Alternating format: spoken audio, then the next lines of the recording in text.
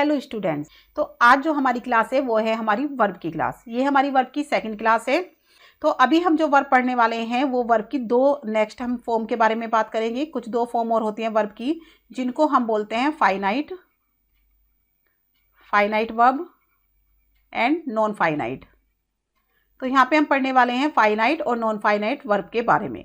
तो हम देख लेते हैं, यहाँ पे इसकी डेफिनेशन पढ़ लेते हैं और फाइनाइट वर्ब की एंड नॉन फाइनाइट वर्ब की डेफिनेशन, उसके टाइप्स और कहाँ कहाँ पर हमें इनको यूज़ करना है, कैसे हमें इनको यूज़ करना है, कैसे हम इनको सेंटेंस में देखते हैं। तो एग्जाम्पल के थ्रू हम एक एक करके सारी चीज़ें समझने वाले हैं। तो आइए चलते हैं, देख लेते हैं फाइनाइट वर्ब। अब फाइनाइट वर्ब क्या होते हैं? फाइनाइट का मतलब समझ लेते हैं पहले। फाइनाइट का मतलब होता है लिमिटेड। फाइनाइट का मतलब होता है लिमिटेड, यानी कि सीमित, जिसको हम बोलते हैं सीमित। तो फाइनाइट का मतलब होता है लिमिटेड। तो यहाँ पे एक डेफिनेशन देख लेते हैं पहले। तो वर्ब्स दैट आर लिमिटेड, यानी कि वो वर्ब्स जो कि लिमिटेड है किसी भी नंबर के द्वारा, किसी भी पर्सन के द्वारा, तो उनको हम कहते हैं फाइनाइट वर्ब। यानी कि जो वर्ड्स लिमिटेड होते हैं किसी भी नंबर या किसी भी पर्सन के द्वारा, तो उनको हम बोलते हैं फाइनाइट वर्ब्स। अब ये फाइनाइट वर्ब्स क्या होते हैं? इनको हम फुल वर्ब्स भी कहते हैं। फाइनाइट वर्ब को हम फुल वर्ब्स भी कहते हैं। तो फुल वर्ब्स क्यों कहते हैं इसको हम समझेंगे एक एग्जाम्पल के थ्रू। तो यहाँ पे जैसे मैंने लिखा यू आर रीडिंग, कि आप पढ़ रहे हो, या मैंने लिखा आई एम रीडिंग, और नेक्स्ट लिख लेते हैं हम जैसे ही इज रीडिंग। तो एक ही सेंटेंस को हमने लिखा है कि वह पढ़ रहा है, मैं पढ़ रहा हूँ, तुम पढ़ रहे हो। तो यहाँ पे आप देखो कि हमारे क्या है, सब्जेक्ट तो हमारे अलग अलग दिख रहे हैं, लेकिन हमारे जो वर्ब्स है वो भी चेंज हो गए हैं। तो वर्ब्स देखो, यू के साथ आर रीडिंग का यूज हुआ है, आई के साथ एम रीडिंग का यूज हुआ है, ही के साथ इज रीडिंग का यूज हुआ है। तो हम देख रहे हैं जैसे जैसे सब्जेक्ट बदल रहे हैं वैसे वैसे हमारे वर्ब्स भी चेंज हो रहे हैं। तो यानी कि जो verbs according to subject change होते रहते हैं, यानी कि जिन वर्ब्स का यूज हम अकॉर्डिंग टू सब्जेक्ट करते हैं, यानी कि वर्ब्स इज यूज्ड, जो फाइनाइट वर्ब्स होते हैं उनको यूज किया जाता है verbs is used according to subject. यानी कि जो ये वर्ब्स होते हैं हमारे फाइनाइट, इनको हम यूज करते हैं अकॉर्डिंग टू सब्जेक्ट। तो आप देख सकते हो यहाँ पे सेंटेंस में कि यू है तो यू के साथ हमने आर रीडिंग का यूज किया है, आई है तो आई के साथ हमने एम रीडिंग का यूज किया है। तो सब्जेक्ट चेंज हो रहे हैं तो हमारे वर्ब्स भी चेंज हो रहे हैं। अभी बात हो जाती है कि इनको फुल वर्ब्स क्यों कहते हैं। अभी देखो आर प्लस रीडिंग, ये हमारा हेल्पिंग वर्ब है, ये हमारा मेन वर्ब है। तो हमने दोनों को प्लस किया तो इक्वल टू फुल वर्ब्स, यानी कि दोनों मिलके हमारे क्या बन गए, फुल वर्ब्स बन गए। तो इसलिए हम इनको फुल वर्ब्स भी कहते हैं, क्योंकि ये हेल्पिंग वर्ब और मेन वर्ब को प्लस करके बनते हैं। मतलब ऐसा, लेकिन कंपलसरी नहीं है ऐसा, बट हम इनको दोनों को एक साथ ही जोड़ा जाता है। फाइनाइट वर्ब जो होता है पूरा एक साथ मिलके बनता है। इज रीडिंग यहाँ पे फाइनाइट वर्ब है, एम रीडिंग यहाँ पर फाइनाइट वर्ब है, एंड आर रीडिंग यहाँ पर फाइनाइट वर्ब है। तो फाइनाइट वर्ब को हम फुल वर्ब्स कहते हैं। ठीक है, ये आपको क्लियर हो गया होगा। तो यहाँ पे हम क्या देख रहे हैं, फाइनाइट वर्ब वो वर्ब होते हैं जिनको अकॉर्डिंग टू सब्जेक्ट यूज किया जाता है, और ये हमारे सब्जेक्ट के अनुसार चेंज होते रहते हैं। आई थिंक आपको क्लियर हो गया होगा। नेक्स्ट चलते हैं हम नॉन फाइनाइट वर्ब की तरफ।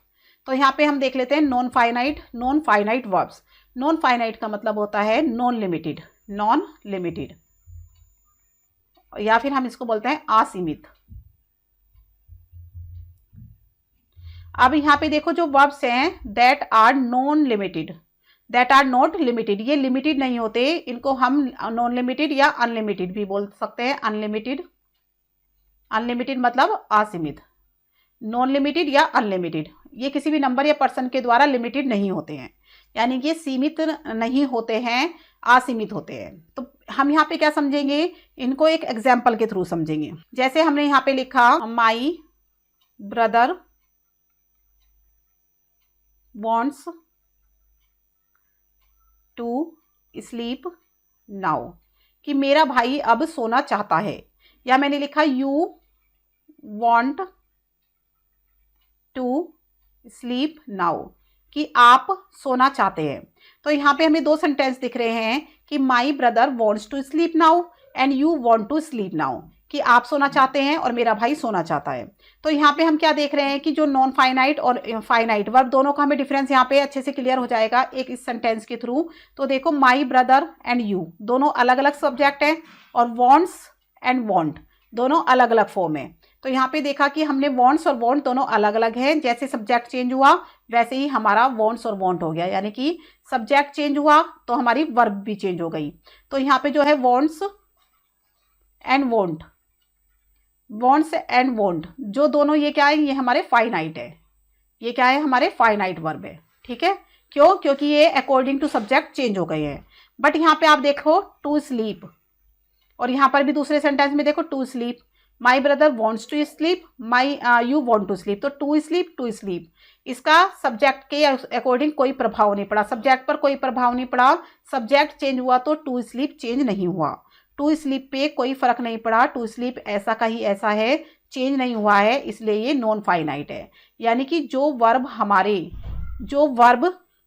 हमारे सब्जेक्ट के अकॉर्डिंग चेंज नहीं होते, जो वर्ब हमारे सब्जेक्ट के अकॉर्डिंग चेंज नहीं होते, उनको हम नॉन फाइनाइट वर्ब कहते हैं। आई थिंक आपको ये क्लियर हो गया होगा कि जो वर्ब सब्जेक्ट चेंज होने पर भी उन पे कोई फर्क नहीं पड़ता है, वे चेंज नहीं होते हैं, उनको हम नॉन फाइनाइट वर्ब कहते हैं। अभी आपने सेंटेंस में देखा कि टू स्लीप, चाहे हमने माई ब्रदर सब्जेक्ट ले लिया, चाहे हमने यू को सब्जेक्ट ले लिया, तो टू स्लीप पे कोई इफेक्ट नहीं पड़ा, टू स्लीप पे कोई प्रभाव नहीं पड़ा, तो टू स्लीप हमारा नॉन फाइनाइट है।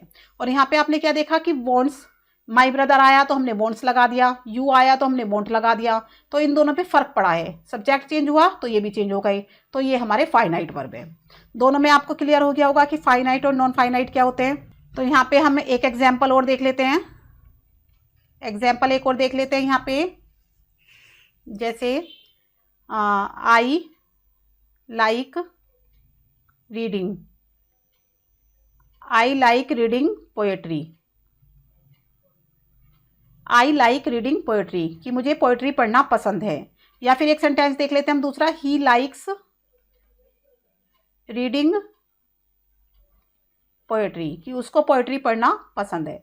तो यहाँ पे हमें दो सेंटेंस एक जैसे दिख रहे हैं, बट हमने देखा कि हमारे सब्जेक्ट अलग है, तो लाइक और लाइक्स हो गया, यानी कि लाइक और लाइक्स हमारे क्या है, लाइक और लाइक्स क्या है हमारे, ये हमारे फाइनाइट वर्ब है। क्यों वह है ये हमारे फाइनाइट वर्ब? क्योंकि ये अकॉर्डिंग टू सब्जेक्ट चेंज हो गए हैं। बट यहाँ पे आप देखो रीडिंग एंड ये वाला रीडिंग, दोनों रीडिंग हमारे जो रीडिंग है वो हमारे सेम है, ये हमारे सेम है, तो ये हमारे नॉन फाइनाइट वर्ब है। ये कैसे है हमारे नॉन फाइनाइट? क्यों? क्योंकि इनका सब्जेक्ट के चेंज होने से इनके ऊपर कोई फर्क नहीं पड़ा। तो ये आपको बिल्कुल क्लियर हो गया होगा कि नॉन फाइनाइट वर्ब क्या होते हैं। तो अभी हम आगे चलते हैं और देख लेते हैं kinds of non finitive verb. Non finite verbs के टाइप्स देख लेते हैं कि नॉन फाइनाइट वर्ब्स कितने टाइप के होते हैं। तो यहाँ पे हम देख रहे हैं कि जो नॉन फाइनाइट वर्ब्स है वो हमारे 3 टाइप्स के होते हैं। एक होते हैं हमारे इन्फिनेटिव, दूसरे होते हैं हमारे जीरंड, और तीसरे होते हैं हमारे पार्टिसिपल। तो सबसे पहले बात करेंगे हम इन्फिनेटिव की, फिर बात करेंगे हम जीरंड की, और थर्ड नंबर पे हम बात करेंगे पार्टिसिपल की। ये हमारे कैसे वर्ब हैं? ये हमारे नॉन फाइनाइट्स वर्ब है। तो नॉन फाइनाइट्स वर्ब आपको समझ में आ गए होंगे कि सब्जेक्ट के अकॉर्डिंग चेंज नहीं होते हैं, तो वो हमारे नॉन फाइनाइट्स वर्ब होते हैं। द इन्फिनेटिव के बारे में देख लेते हैं। यहाँ पर इट इज़ डिनोटेड, इनको डिनोट किया जाता है टू प्लस वर्ब की फर्स्ट फॉर्म, यानी कि टू प्लस वर्ब की फर्स्ट फॉर्म अगर हमें कहीं दिख रही है तो हम समझ जाएंगे कि वो इन्फिनेटिव है। और ये एक्ट करता है एज ए नाउन, यानी कि नाउन की तरह भी काम करता है और वर्ब की तरह भी काम करता है। तो यानी नाउन और वर्ब दोनों की तरह काम करता है, इसलिए इसको डबल पार्ट्स ऑफ स्पीच कहते हैं। क्या कहते हैं? Double parts of speech. Parts of speech क्यों कहते हैं डबल पार्ट्स ऑफ स्पीच? क्योंकि ये नाउन का भी काम करता है और वर्ब का भी काम करता है। और दूसरा क्या, ये वर्ब से बने होते हैं। अब ये वर्ब से बने होते हैं इसलिए इनको वर्ब नाउन कहते हैं। क्योंकि ये जो इन्फिनेटिव होते हैं हमारे वो वर्ब से बने होते हैं, इसलिए उनको वर्ब नाउन कहते हैं। और वो नाउन और वर्ब दोनों की तरह काम करते हैं, इसलिए उनको डबल पार्ट्स ऑफ स्पीच कहते हैं। ये क्लियर हो गया आपको कि डबल पार्ट्स ऑफ स्पीच क्यों कहते हैं और ये वर्ब नाउन इनको हम क्यों कहते हैं। तो यहाँ पे हम कुछ सेंटेंस देखेंगे और उसमें समझेंगे हम इन्फिनेटिव के बारे में। तो पहले हम लिख लेते हैं जैसे we wants to play cricket, हम क्रिकेट खेलना चाहते हैं। We wants to play cricket. तो यहाँ पे देखो टू प्लस वर्ब की फर्स्ट फॉर्म, तो टू प्लस वर्ब की फर्स्ट फॉर्म अगर हमने देखा तो हमने समझ लिया कि ये क्या है, इन्फिनेटिव है। ये कौन सा वर्ब है? इन्फिनेटिव। ठीक है, यानी कि नॉन फाइनाइट वर्ब है ये। दूसरा हम एक और देख लेते हैं जैसे I am about to go out, कि मैं बाहर जाने वाला हूं। तो यहाँ पे देखो टू गो हमारा इन्फिनेटिव है, यानी कि नॉन फाइनाइट वर्ब है। नेक्स्ट देख लेते हैं हम टू रिस्पेक्ट टू रिस्पेक्ट, जो यहाँ पे हम दिख रहा है to respect our parents is our duty, to respect our parents is our duty. तो यहाँ पे हम क्या देख रहे हैं कि टू रिस्पेक्ट यानी कि अपने पेरेंट्स की रिस्पेक्ट करना हमारी ड्यूटी है, हमारा कर्तव्य है। तो यहाँ पे हम क्या देख रहे हैं कि जो हमें देखो to play, to go and to respect, ये तीनों हमारे क्या है, इन्फिनेटिव है, यानी कि नॉन फाइनाइट वर्ब है। अब ये तीनों किससे मिले हैं, ये तीनों वर्ब से बने हैं। किससे बने हैं, वर्ब से बने हैं तीनों। अब to play, to respect, to go verb से बने हैं, और ये किसका काम कर रहे हैं, यहाँ पे नाउन का काम कर रहे हैं। ये हमारे वर्ब से बने हैं और नाउन का काम कर रहे हैं। अब जो टू रिस्पेक्ट है वो इसके लिए किसका काम कर रहा है, सब्जेक्ट का। तो यहाँ पे देखो टू रिस्पेक्ट सब्जेक्ट का काम कर रहा है। तो टू रिस्पेक्ट हमारा क्या हो गया, सब्जेक्ट हो गया, और ये हमारा क्या हो गया, नाउन हो गया। यानी कि आदर करना अपने पेरेंट्स का हमारी ड्यूटी है। अब यहाँ पे देखो I am about to go, कि मैं अबाउट टू गो यानी जाने वाला हूँ। तो जो ये टू गो है वो किसके लिए काम कर रहा है, यहाँ पे अबाउट के लिए। टू गो यहाँ पर सेंटेंस में अबाउट के लिए काम कर रहा है, और जो अबाउट है हमारा वो क्या है, प्रीपोजिशन है। अबाउट हमारी प्रीपोजिशन है, और ये टू गो हमारा किसका काम कर रहा है, ऑब्जेक्ट का। यहाँ पे क्या काम कर रहा है, ऑब्जेक्ट का। अबाउट के लिए ऑब्जेक्ट का काम कर रहा है। और ऊपर वाले सेंटेंस में देख रहे हैं हम टू प्ले, टू प्ले क्या कर रहा है हमारा, टू प्ले जो है हमारा वॉन्ट्स का ऑब्जेक्ट है। किसका ऑब्जेक्ट है, वॉन्ट्स का। ये हमारा वॉन्ट्स का ऑब्जेक्ट है, यानी कि वह खेलना चाहता है, वह खेलना चाहता है। तो हमें क्वेश्चन यहाँ पे क्या उठा कि वह क्या चाहता है। तो जब हमें क्या लगा के आंसर मिलता है तो हमारा वो क्या पता चलता है कि वो हमारा ऑब्जेक्ट है। जब हमें क्या लगा के आंसर मिलता है तो वह क्या चाहता है, वह खेलना चाहता है। तो खेलना यहाँ पे क्या हो गया, ऑब्जेक्ट हो गया। तो यहाँ पे हम देख रहे हैं कि जो हमारे इन्फिनेटिव्स होते हैं वो हमारे नाउन की तरह काम करते हैं। ऑब्जेक्ट हमारा नाउन है और सब्जेक्ट भी हमारा यहाँ पे नाउन है। तो इसीलिए इनको क्या कहते हैं, वर्ब नाउन कहते हैं। क्लियर हो गया आपको वर्ब नाउन यहाँ पे क्यों कहते हैं। पहला तो ये वर्ब से बने हैं, दूसरा ये नाउन की तरह काम करते हैं। तो यानी वर्ब और नाउन दोनों की तरह काम करते हैं। ये टू इन्फिनेटिव जो है हमारे वर्ब और नाउन दोनों की तरह काम करते हैं। तो आई थिंक ये आपको क्लियर हो गया होगा कि टू इन्फिनेटिव क्या होते हैं, इन्फिनेटिव हमारे क्या होते हैं। तो नेक्स्ट देख लेते हैं अपना काइंड्स ऑफ इन्फिनेटिव। इन्फिनेटिव के दो टाइप होते हैं।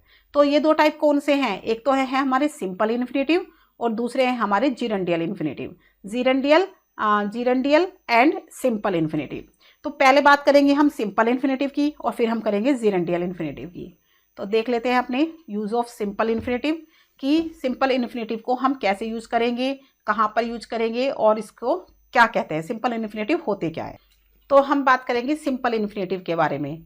तो जो सिंपल इन्फिनेटिव होते हैं वो सेंटेंस में नाउन की तरह वर्क करते हैं। किसकी तरह वर्क करते हैं, नाउन की तरह।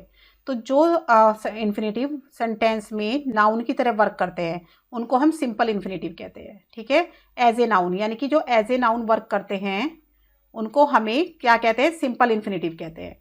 और नाउन का काम करने के कारण इनको हम क्या कहते हैं, सिंपल इन्फिनेटिव, या फिर हम इनको कहते हैं नाउन इन्फिनेटिव। क्या बोलते हैं हम इनको, नाउन इन्फिनेटिव। तो समझ में आ गया होगा, क्योंकि ये किसकी तरह एक्ट करते हैं, नाउन की तरह। तो इसलिए इनको क्या कहते हैं हम, सिंपल इन्फिनेटिव या फिर नाउन इन्फिनेटिव कहते हैं। तो यहाँ पे हम सेंटेंस देख लेते हैं एक, जैसे to find fault is easy. तो सेंटेंस है हमारा to find fault is easy. Fault को फाइंड करना यानी कि दोष निकालना आसान है। तो इसका मीनिंग है दोष निकालना आसान है। तो यहाँ पे आप देख सकते हो दोष निकालना, दोष निकालना यहाँ पे क्या है, नाउन है। दोष निकालना नाउन है। तो हमने टू फाइंड फॉल्ट को टू फाइंड यानी हमने क्या बोला इसको, टू फाइंड फॉल्ट का मतलब हो गया दोष निकालना, और टू फाइंड फॉल्ट हमारा यहाँ पे नाउन की तरह वर्क कर रहा है। और टू फाइंड हमारा क्या है, सिंपल इन्फिनेटिव है। तो यानी कि नाउन की तरह वर्क कर रहा है तो ये सिंपल इन्फिनेटिव है। समझ में आ गया। नेक्स्ट देख लेते हैं यहाँ पे टू एडवांस वॉज इम्पॉसिबल।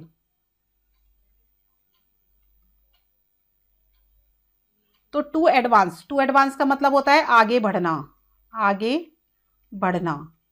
तो आगे बढ़ना क्या था, इम्पॉसिबल था। तो आगे बढ़ना यहाँ पे क्या हो गया, ये हो गया हमारा नाउन, नाउन की तरह एक्ट कर रहा है।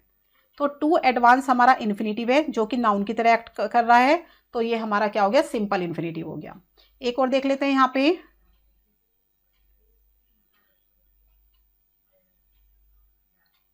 To retreat was difficult. अब टू रिट्रीट का मतलब क्या होता है? रिट्रीट मतलब होता है पीछे लौटना, पीछे लौटना। अब पीछे लौटना मुश्किल था, तो पीछे लौटना क्या हो गया? नाउन हो गया। तो हम देख रहे हैं यहाँ पे to find, to advance, to retreat, ये तीनों सेंटेंस के अंदर नाउन की तरह वर्क कर रहे हैं। अब नाउन की तरह वर्क कर रहे हैं तो ये हमारे सिंपल इन्फिनेटिव हैं।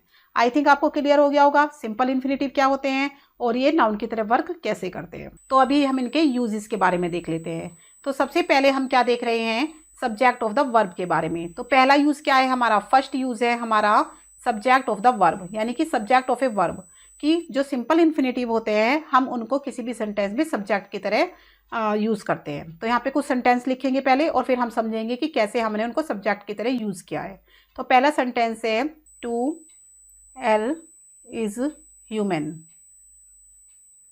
नेक्स्ट हम देख लेते हैं to forgive is divine.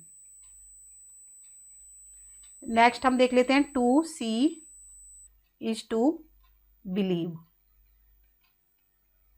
Next यहाँ पे हम देख लेते हैं to hunt tigers is dangerous. तो यहाँ पे आप देख रहे हो हमने कुछ सेंटेंस लिखे हैं। तो यहाँ पे हमने जो सेंटेंस लिखे हैं उसमें हमारा पहले तो हम पहचानेंगे सिंपल इन्फिनेटिव कौन से हैं। तो यहाँ पे देखो आप to err, to forgive, to see, to hunt, तो ये चारों हमारे सिंपल इन्फिनेटिव हैं और ये चारों ही हमारा सब्जेक्ट का काम कर रही है। कैसे? देखो टू अर इज ह्यूमन, यानी कि गलती करना, गलती होना। टू अर का मतलब होता है गलती होना, गलती होना। ह्यूमन का मतलब होता है मानव। तो यहाँ पे हमारा हो जाएगा कि गलती होना मानवीय स्वभाव है, मानवीय स्वभाव है। इसका मीनिंग होगा कि गलती होना मानवीय स्वभाव है, यानी कि गलती मनुष्य से ही होती है तो ये मानवीय स्वभाव है। तो गलती होना हमारा यहाँ पे क्या है? सब्जेक्ट है। तो टू एयर यहाँ पे क्या हो गया? हमारा सब्जेक्ट हो गया, यानी कि इसके जो इज वर्ब है हमारा, इसका ये सब्जेक्ट है। ठीक है। अब टू फॉरगिव यानी कि क्षमा करना डिवाइन है, यानी कि डिवाइन मतलब होता है दैवीय, दैवीय कार्य है, दैवीय स्वभाव है। यानी कि जो लोग दैवीय स्वभाव वाले होते हैं वो फॉरगिव करते हैं, यानी कि क्षमा कर देते हैं। तो क्षमा करना यहाँ पे क्या हो गया? सब्जेक्ट। टू फॉरगिव सब्जेक्ट हो गया। To see is to believe, यानी देखना ही विश्वास है। तो टू सी यहाँ पे क्या हो गया? देखना वर्ड यहाँ पे क्या हो गया? सब्जेक्ट हो गया। टू हंट शिकार करना टाइगर का बहुत खतरनाक है, तो यहाँ पे देखो टू हंट हमारा सब्जेक्ट हो गया। तो हम क्या देख रहे हैं कि जो सिंपल इन्फिनेटिव होते हैं उनको हम सब्जेक्ट ऑफ ए वर्ब के रूप में यूज करते हैं। ठीक है। आई थिंक आपको ये क्लियर हो गया होगा कि सिंपल इन्फिनेटिव को हम कैसे सब्जेक्ट के रूप में यूज कर सकते हैं। तो अभी नेक्स्ट चलते हैं ऑब्जेक्ट ऑफ ए वर्ब के बारे में। तो सेकंड हमारा जो रूल है, सेकंड है हमारा रूल सिंपल इन्फिनेटिव का यूज का, कि ऑब्जेक्ट ऑफ वर्ब के रूप में हम इसको यूज करते हैं। तो यहाँ पे हम कुछ सेंटेंस लिखेंगे फिर उनको हम सीखेंगे कि कैसे। तो पहला हम देख लेते हैं he refused to obey the order. तो देखो उसने मना कर दिया। अब यहाँ पे देखो उसने मना कर दिया, तो क्वेश्चन यहाँ पे क्या उठा कि क्या मना कर दिया? तो ओबे करना, क्या करना? ओबे करना। तो जब हमारा आंसर क्या लग के मिले तो वो हमारा ऑब्जेक्ट होता है। तो ये हमारा क्या हो गया? ऑब्जेक्ट हो गया। यानी कि उसने ओबे करना, आज्ञा मानने को मना कर दिया, ऑर्डर की, जो भी ऑर्डर दिया गया था उसको मना कर दिया उसने। नेक्स्ट देख लेते हैं हम everybody wishes to enjoy life. तो यहाँ पे जो हमारा सेंटेंस है कि एवरीबडी विशेज, हर कोई चाहता है। तो अभी हमारा क्या क्वेश्चन उठेगा कि क्या चाहता है? क्या चाहता है? टू एंजॉय लाइफ, लाइफ को एंजॉय करना। तो टू एंजॉय करना चाहता है, तो ये हमारा ऑब्जेक्ट हो गया। तो यानी कि हम क्या देख रहे हैं सेंटेंसेस के अंदर, जो हमने यहाँ सेंटेंस लिखे हैं, कि जो सिंपल इन्फिनेटिव होते हैं उनको हम ऑब्जेक्ट के रूप में यूज करते हैं। ठीक है। नेक्स्ट देख लेते हैं, जैसे हरी प्रॉमिस्ड टू हेल्प मी तो टू हेल्प यहाँ पर क्या हो गया, टू हेल्प यहाँ पर ऑब्जेक्ट हो गया। नेक्स्ट देख लेते हैं हम, he wants to play football, कि वह फुटबॉल खेलना चाहता है। तो टू प्ले यहाँ पे क्या हो गया, ऑब्जेक्ट हो गया। तो हमें क्या देख रहे हैं सारे सेंटेंस के अंदर कि to play, to help, to obey, to enjoy. तो यहाँ पे इनका यूज किस तरह से हुआ है, इनका यूज यहाँ पे हुआ है सिंपल इन्फिनेटिव के रूप में, ऑब्जेक्ट के रूप में हुआ है। तो ये क्लियर हो गया कि सिंपल इन्फिनेटिव को हम ऑब्जेक्ट के रूप में कैसे यूज करते हैं, कैसे रखते हैं। तो नेक्स्ट देख लेते हैं हम कॉम्प्लीमेंट ऑफ वर्ब के रूप में। तो कॉम्प्लीमेंट का मतलब होता है पूरक, कॉम्प्लीमेंट का होता है पूरक, यानी कि किसी भी वर्ब को पूरा करना। वर्ब को पूरा करने के रूप में हम सिंपल इन्फिनेटिव का यूज कैसे करेंगे। तो यहाँ पे देख लेते हैं, her greatest pleasure is to sing. तो उसका ग्रेटेस्ट प्लेजर यानी कि उसका सबसे बड़ा जो आनंद है वो क्या है, टू सिंग, गाने में। तो कॉम्प्लीमेंट है ये हमारा कि उसका सबसे बड़ा प्लेजर है वो क्या है, गाने में। तो टू सिंग, गाने का। तो टू सिंग हमारा यहाँ पे क्या हो गया, कॉम्प्लीमेंट, यानी कि इसका कॉम्प्लीमेंट है, इसको इसने कंप्लीट किया है। टू सिंग लगा के हमने इसको कॉम्प्लीमेंट किया है, यानी कि इसको हमने पूरा कर दिया है। तो यहाँ पे क्या हुआ कि जो हेल्पिंग वर्ब होते हैं ये कॉम्प्लीमेंट उसी के लिए होते हैं, हेल्पिंग वर्ब को कंप्लीट करते हैं। ठीक है, कॉम्प्लीमेंट ऑफ वर्ब का मतलब क्या है कि हेल्पिंग वर्ब को कंप्लीट करने वाले जो वर्ड होते हैं उनको हम कॉम्प्लीमेंट कहते हैं। तो एक और देख लेते हैं यहाँ पे, जैसे they were stern to view, they were stern to view, कि वे दृढ़ थे। स्टर्न का मतलब होता है दृढ़, स्टर्न का मतलब होता है दृढ़, कि वे दृढ़ थे टू व्यू, यानी कि व्यू देखने में, व्यू मतलब देखने में। तो वे देखने के लिए दृढ़ थे। तो यहाँ पे दृढ़ वर्ड को यानी कि स्टर्न को कंप्लीट किया गया है, टू व्यू से कंप्लीट किया गया है स्टर्न को। एक और देख लेते हैं यहाँ पे, to see is to believe. तो टू सी देखना है विश्वास, यानी कि देखना ही विश्वास है। तो इसको, जो इज है हमारा वर्ब है, इसको हमने कंप्लीट किया है टू बिलीव लगा के। तो टू बिलीव यहाँ पे क्या हो गया, कॉम्प्लीमेंट। टू सिंग यहाँ पर क्या हो गया, कॉम्प्लीमेंट। टू व्यू यहाँ पर क्या हो गया, कॉम्प्लीमेंट। तो हमें समझ में आ गया कि जो हमारे सिंपल इन्फिनिटिव होते हैं उनको हम कॉम्प्लीमेंट ऑफ वर्ब के रूप में भी यूज करते हैं। तो नेक्स्ट देख लेते हैं हम, फोर्थ रूल है हमारा ऑब्जेक्ट ऑफ ए प्रीपोजिशन। यहाँ पे जो हमारा सिंपल इन्फिनिटिव होगा वो क्या करेगा, प्रीपोजिशन का ऑब्जेक्ट बनेगा। तो यहाँ पे प्रीपोजिशन के ऑब्जेक्ट का काम करेगा। तो यहाँ पे देख लेते हैं हम, जैसे sentence, the teacher was about to teach. तो यहाँ पे देखो जो टीचर थे वो पढ़ाने वाले थे। तो यानी कि प्रीपोजिशन का, जो हमारी प्रीपोजिशन है ये, इसको कंप्लीट किया है किसने, टू टीच ने। तो टू टीच इसका क्या है, ऑब्जेक्ट है, प्रीपोजिशन का ऑब्जेक्ट है। तो टू टीच यहाँ पे प्रीपोजिशन के ऑब्जेक्ट का कार्य कर रहा है। ये आपको समझ में आ गया। नेक्स्ट सेंटेंस देख लेते हैं हम यहाँ पे, the speaker is about to begin, कि जो स्पीकर है वो बिगिन करने वाला है, यानी कि शुरू होने वाला है। तो अबाउट के लिए हमने यूज़ किया है टू बिगिन का। तो यहाँ पे अबाउट क्या है, हमारा प्रीपोजिशन है, और इसके लिए ये हमारे ऑब्जेक्ट का यूज़ किया गया है। ठीक है, स्पीकर क्या करने वाला है, शुरू करने वाला है। ऊपर देखो टीचर क्या करने वाला है, पढ़ाने वाला है। तो प्रीपोजिशन के लिए हमने इस ऑब्जेक्ट का यूज़ किया है जो कि हमारा सिंपल इन्फिनिटिव है। तो यहाँ पे आप देख सकते हो कि सिंपल इन्फिनिटिव को हमने एज ए सब्जेक्ट भी यूज़ किया है, एज ए वर्ब भी यूज़ किया है, एज ए कॉम्प्लीमेंट भी यूज़ किया है, और as a object of preposition भी यूज़ किया है। तो नेक्स्ट देख लेते हैं अपना ऑब्जेक्टिव कॉम्प्लीमेंट। तो सबसे पहले यहाँ कुछ सेंटेंस हम लिखेंगे, एग्जाम्पल लिखेंगे, फिर उसके बाद ऑब्जेक्टिव कॉम्प्लीमेंट को समझेंगे कि ये क्या होता है। तो यहाँ पे हम लिख रहे हैं, जैसे I saw him go, I saw him go. Next देख लेते हैं, जैसे I heard him cry. Next, we need not go today. और नेक्स्ट देख लेते हैं हम यहाँ पे एक और सेंटेंस देख लेते हैं पहले, मेक हिम स्टैंड। कुछ सेंटेंस लिखे हैं, 4 सेंटेंस हमने यहाँ पे लिखे हैं। तो यहाँ पे हम क्या देख रहे हैं कि जो हमारे इन्फिनेटिव है, यहाँ पे इन्फिनेटिव हमारे यहाँ पे क्या है, गो, क्राई, गो है यहाँ पर नेक्स्ट सेंटेंस में, और यहाँ पे है स्टैंड। तो यहाँ पे हमने कुछ इन्फिनेटिव अपने देख रहे हैं। तो इन्फिनेटिव में टू छिपा हुआ है, टू यहाँ पे क्या है, छिपा हुआ है, ठीक है, हाइड है, टू यहाँ पर हाइड है, ठीक है। क्यों हाइड है, देखो, I saw him to go, I heard him to cry, we need not to go today, make him to stand. तो यहाँ पे टू लग सकता था, बट हमने यहाँ पे टू को हाइड कर दिया है। अब क्यों हाइड कर दिया है, क्योंकि कुछ ऐसे वर्ड होते हैं जैसे कि हमारा सो हो गया, हियर हो गया, नीड है, मेक है, एंड हमारा लेट।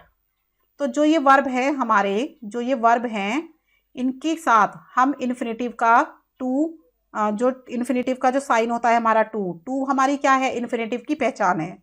टू जो है हमारी इन्फिनेटिव की पहचान है। तो जो ये वर्ड मैंने यहाँ पे लिखे हैं, जो वर्ब्स मैंने यहाँ पे लिखे हैं, saw, here, need, make and let, तो इन वर्ब के साथ हम टू का यूज़ नहीं करते हैं, टू का यूज़ यहाँ पे नहीं किया जाता है। तो इसीलिए हमने टू को यहाँ पे हाइड किया हुआ है, टू को हमने यहाँ पे हाइड किया हुआ है, छिपा दिया है, ठीक है।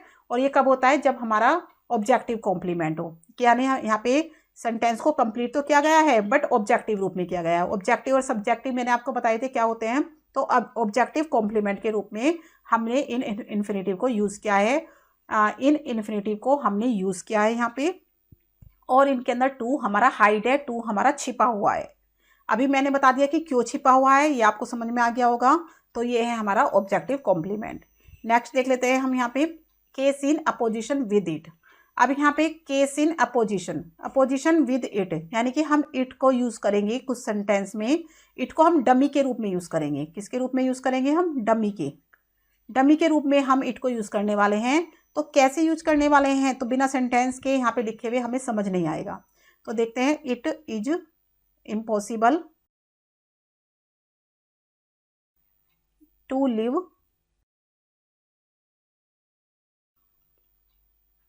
Without air. तो देखो यहाँ मैंने एक सेंटेंस लिखा है कि इट इज इम्पॉसिबल, इम्पॉसिबल है टू लिव विदाउट एयर, बिना हवा के रहना। तो देखो इट जो मैंने यूज़ किया है यहाँ पे, इट का जो यूज़ किया है मैंने यहाँ पे डमी के रूप में किया है, क्योंकि जो ये सेंटेंस था इसको हम ऐसे भी लिख सकते थे, to live without air, to live without air is impossible. तो इस सेंटेंस को हम ऐसे लिख सकते थे। अब टू लिव यहाँ पर क्या है, टू लिव है हमारा यहाँ पे सिंपल इन्फिनेटिव, सिंपल इन्फिनेटिव है। तो इस सिंपल इन्फिनेटिव को अगर हम ऐसे लिख दे इट लगा के, यानी कि इट को हमने डमी के रूप में यूज़ कर लिया। यहाँ पे इट को हमने इस सेंटेंस को दूसरे तरीके से लिखने के लिए डमी के रूप में यूज़ कर लिया है।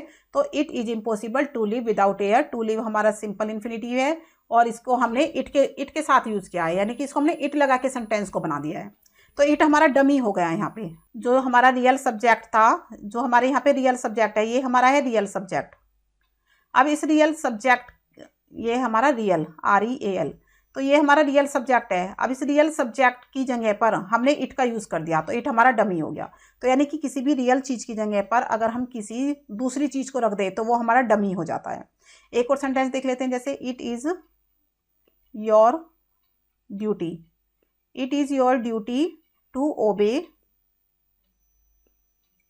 योर पेरेंट्स, कि ये तुम्हारी ड्यूटी है अपने पेरेंट्स की ओबे करना। तो ये मैंने सेंटेंस अभी पहले भी लिखा था कि to obey your parents is your duty, is your duty. तो यहाँ पे आप क्या देख रहे हो कि टू ओबे हमारा क्या है, रियल सब्जेक्ट है, और इसकी जगह पर मैंने एक डमी का यूज़ कर लिया, इट का। ये इट मेरा डमी है, इसको मैंने यूज़ कर लिया।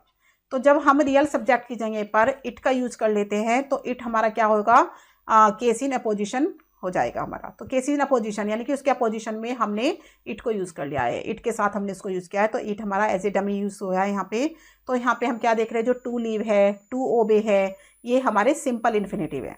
क्या है ये हमारे सिंपल इन्फिनेटिव। आई थिंक आपको क्लियर हो गया, टू लीव, टू ओबे, को हम इट के साथ कैसे यूज करेंगे। तो नेक्स्ट चल लेते हैं अपने यूज ऑफ जिरेंडियल इन्फिनेटिव की तरफ। तो हमने कहा था दो तरह के इन्फिनेटिव होते हैं, एक तो हमारा होता है सिंपल इन्फिनेटिव और दूसरा होता है हमारा जिरेंडियल इन्फिनेटिव। तो हम बात करने वाले हैं हम जिरेंडियल इन्फिनेटिव की। तो देख लेते हैं जिरेंडियल इन्फिनेटिव के बारे में। तो जो जिरेंडियल इन्फिनेटिव होते हैं उनको हम क्वालिफाइंग इन्फिनेटिव भी कहते हैं। क्या कहते हैं हम इनको? Qualifying infinitive. अभी क्वालिफाइंग इन्फिनेटिव हम इसको क्यों कहते हैं, तो देख लेते हैं। क्वालिफाइंग इन्फिनेटिव हम इनको क्या कहते हैं, क्योंकि जो हमारे जिरेंडियल इन्फिनेटिव होते हैं वो एडवर्ब की तरह वर्क करते हैं। Adverb, act as an adverb. तो वो एडवर्ब की तरह वर्क करते हैं और वो एडजेक्टिव की तरह भी वर्क करते हैं। एन एडजेक्टिव, एडजेक्टिव की तरह भी वर्क करते हैं और एडवर्ब की तरह भी वर्क करते हैं। एडवर्ब की तरह क्यों वर्क करते हैं? पर्पस को शो करने के लिए। इसको शो करने के लिए, पर्पस को। और एडजेक्टिव की तरह क्यों करते हैं? हमें क्वालिफाई करने के लिए, यानी कि उसकी विशेषता बताने के लिए। क्वालिफाई करने के लिए करते हैं और इसको पर्पस बताने के लिए करते हैं। तो हम क्या समझ रहे हैं यहाँ पे, जिरेंडियल जो इन्फिनेटिव होते हैं वो हमारे एज एन एडवर्ब की तरह भी यूज़ किए जाते हैं और एक एडजेक्टिव की तरह भी यूज़ किए जाते हैं। एडवर्ब की तरह हम उनको क्यों यूज़ करते हैं? किसी भी वर्ब के पर्पस को बताने के लिए। और एडजेक्टिव की तरह क्यों यूज़ करते हैं? हम किसी भी एडजेक्टिव की विशेषता को बताने के लिए यूज़ करते हैं। तो ये क्लियर हो गया आपको। तो हम देख लेते हैं कि कैसे यूज़ करते हैं। तो एज एन एडवर्ब, सबसे हम पहले देखेंगे कि हम उसको एडवर्ब की तरह कैसे यूज करते हैं। एडवर्ब की तरह यूज करते हैं हम शोइंग पर्पस, यानी कि पर्पस को शो करने के लिए कि जो हमारा एडवर्ब है वो हमें क्या बताता है कि जो वर्ब है किस पर्पस के लिए किया गया था। जैसे हम देखते हैं वी ईट, अब हम खाते हैं, तो अब हमारे खाने का पर्पस क्या है? अभी हम खाते हैं तो हमें पता है वर्ब हमारा क्या है, खाते हैं, लेकिन खाने का पर्पस हमें बताना है यहाँ पे कि किस पर्पस के लिए हम खाते हैं।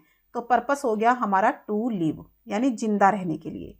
तो हम जिंदा रहने के लिए खाते हैं, तो टू लिव हमारा क्या हो गया? ये हो गया हमारा जिरेंडियल इन्फिनिट।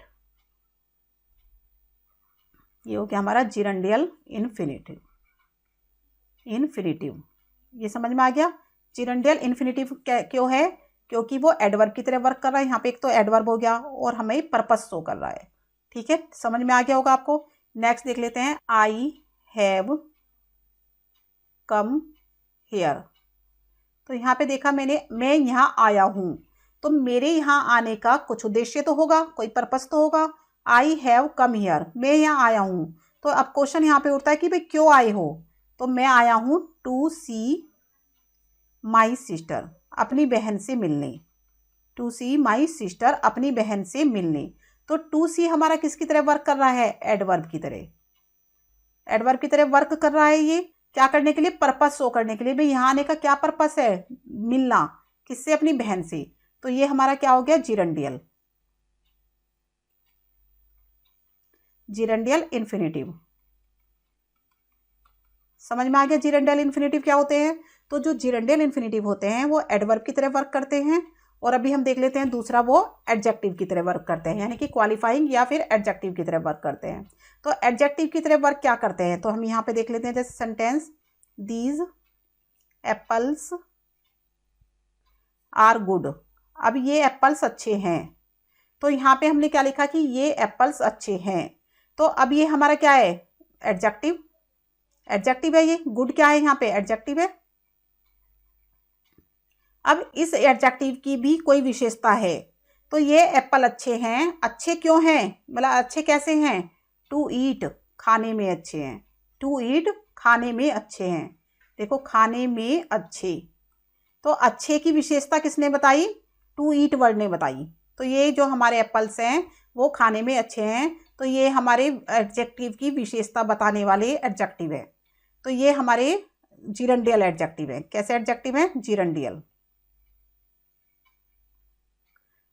एडजेक्टिव। तो जिरेंडियल एडजेक्टिव क्या होते हैं? जिरेंडियल एडजेक्टिव वो एडजेक्टिव होते हैं जो एडजेक्टिव की भी विशेषता बताते हैं, यानी एडजेक्टिव के भी एडजेक्टिव होते हैं ये। तो इनको कहते हैं हम जिरेंडियल। ठीक है, विशेषता की विशेषता को प्रकट करते हैं। ये समझ में आ गया आपको। तो ये टू ईट हमारा क्या हो गया? क्वालिफाइंग एडजेक्टिव हो गया। क्वालिफाइंग इन्फिनेटिव हो गया, तो जिरेंडियल इन्फिनेटिव हो गया ये हमारा। नेक्स्ट देख लेते हैं, जैसे द मैंगो इज फिट। अब देखो ये मैंगो फिट है, बिल्कुल किस में फिट है, टू टेस्ट, टेस्ट करने में, टू टेस्ट। तो फिट क्या है हमारा, एडजेक्टिव, और टू फिट क्या है हमारा, ये भी एडजेक्टिव है बट ये जिरेंडियल इन्फिनिट है, ये हमारा जिरेंडियल इन्फिनेटिव। क्यों है ये जिरेंडियल इन्फिनेटिव, क्योंकि ये क्या बता रहा है, एडजेक्टिव की विशेषता बता रहा है, ठीक है, कि खाने में फिट, खाने में अच्छे, टेस्ट में फिट, समझ में आ गया। तो नेक्स्ट देख लेते हैं, जैसे he is slow to forgive. अब देखो वह कैसा है, स्लो है, स्लो क्या है हमारा, एडजेक्टिव, किस चीज में स्लो है, टू फॉरगिव यानी माफ करने में, कि वह माफ करने में स्लो है। तो ये समझ में आ गया होगा, टू फॉरगिव हमारा जिरेंडियल इन्फिनिट है यहाँ पे। तो जिरेंडियल इन्फिनिट क्या होते हैं, हमारे दो टाइप के होते हैं, एक तो हम इनको एडवर्ब की तरह यूज करते हैं, दूसरा हम इनको एडजेक्टिव की तरह यूज करते हैं। तो ये आपको क्लियर हो गया होगा। तो यहाँ पे हमने देखा to eat, to taste, to forgive, ये तीनों जो हमारे जिरेंडियल इन्फिनेटिव हैं वो हमें क्या बता रहे हैं, एडजेक्टिव बता रहे हैं, यानी कि हमें विशेषता बता रहे हैं। किसकी विशेषता बता रहे हैं, हमें विशेषण की विशेषता बता रहे हैं। तो आई थिंक आपको क्लियर हो गया होगा कि कौन से ऐसे शब्द होते हैं जो विशेषण की विशेषता को बताते हैं, यानी कि जो एडजेक्टिव होते हैं। तो इनको हम क्या कहते हैं, क्वालिफाइंग इन्फिनेटिव भी कहते हैं। क्वालिफाइंग इन्फिनेटिव यानी कि विशेषता बताने वाले इन्फिनेटिव भी कहते हैं हम इनको। ये आपको क्लियर हो गया होगा। नेक्स्ट चलते हैं, तो यहाँ पे हम एक और देख लेते हैं, क्वालिफाइंग अ नाउन, यानी कि किसी नाउन की विशेषता को बताना, नाउन को क्वालिफाई करना, किसी भी नाउन को क्वालिफाई करना। तो यहाँ पे हम देख सकते हैं, जैसे कुछ sentence, I have no time, I have no time to play, मेरे पास खेलने के लिए टाइम नहीं है, ठीक है। तो टाइम क्या है हमारा, यहाँ पे नाउन है, टाइम क्या है, नाउन है। तो नाउन की विशेषता को बता दिया कि खेलने का टाइम, टाइम किसका है, खेलने का। तो खेलना क्या है यहाँ पे, टाइम की विशेषता। तो यहाँ पे खेलने को हमने बताया है, टू प्ले को हमने बता दिया है, टू प्ले को कि ये नाउन की विशेषता को प्रकट कर रहा है। जो टू प्ले वर्ड है, ये टू प्ले जो यहाँ पे वर्ड है वो नाउन की विशेषता को बता रहा है, नाउन की विशेषता, ठीक है, नाउन की विशेषता को बता रहा है। और नाउन क्या है हमारा, यहाँ पे नाउन टाइम है, तो टाइम की विशेषता को बता रहा है, ठीक है। तो टाइम की विशेषता को बताने वाला यानी कि किसी भी नाउन को क्वालिफाई करने वाला, ये क्या है हमारा, जिरेंडियल इन्फिनेटिव है, ये हमारा जिरेंडियल इन्फिनेटिव है। क्लियर हो गया।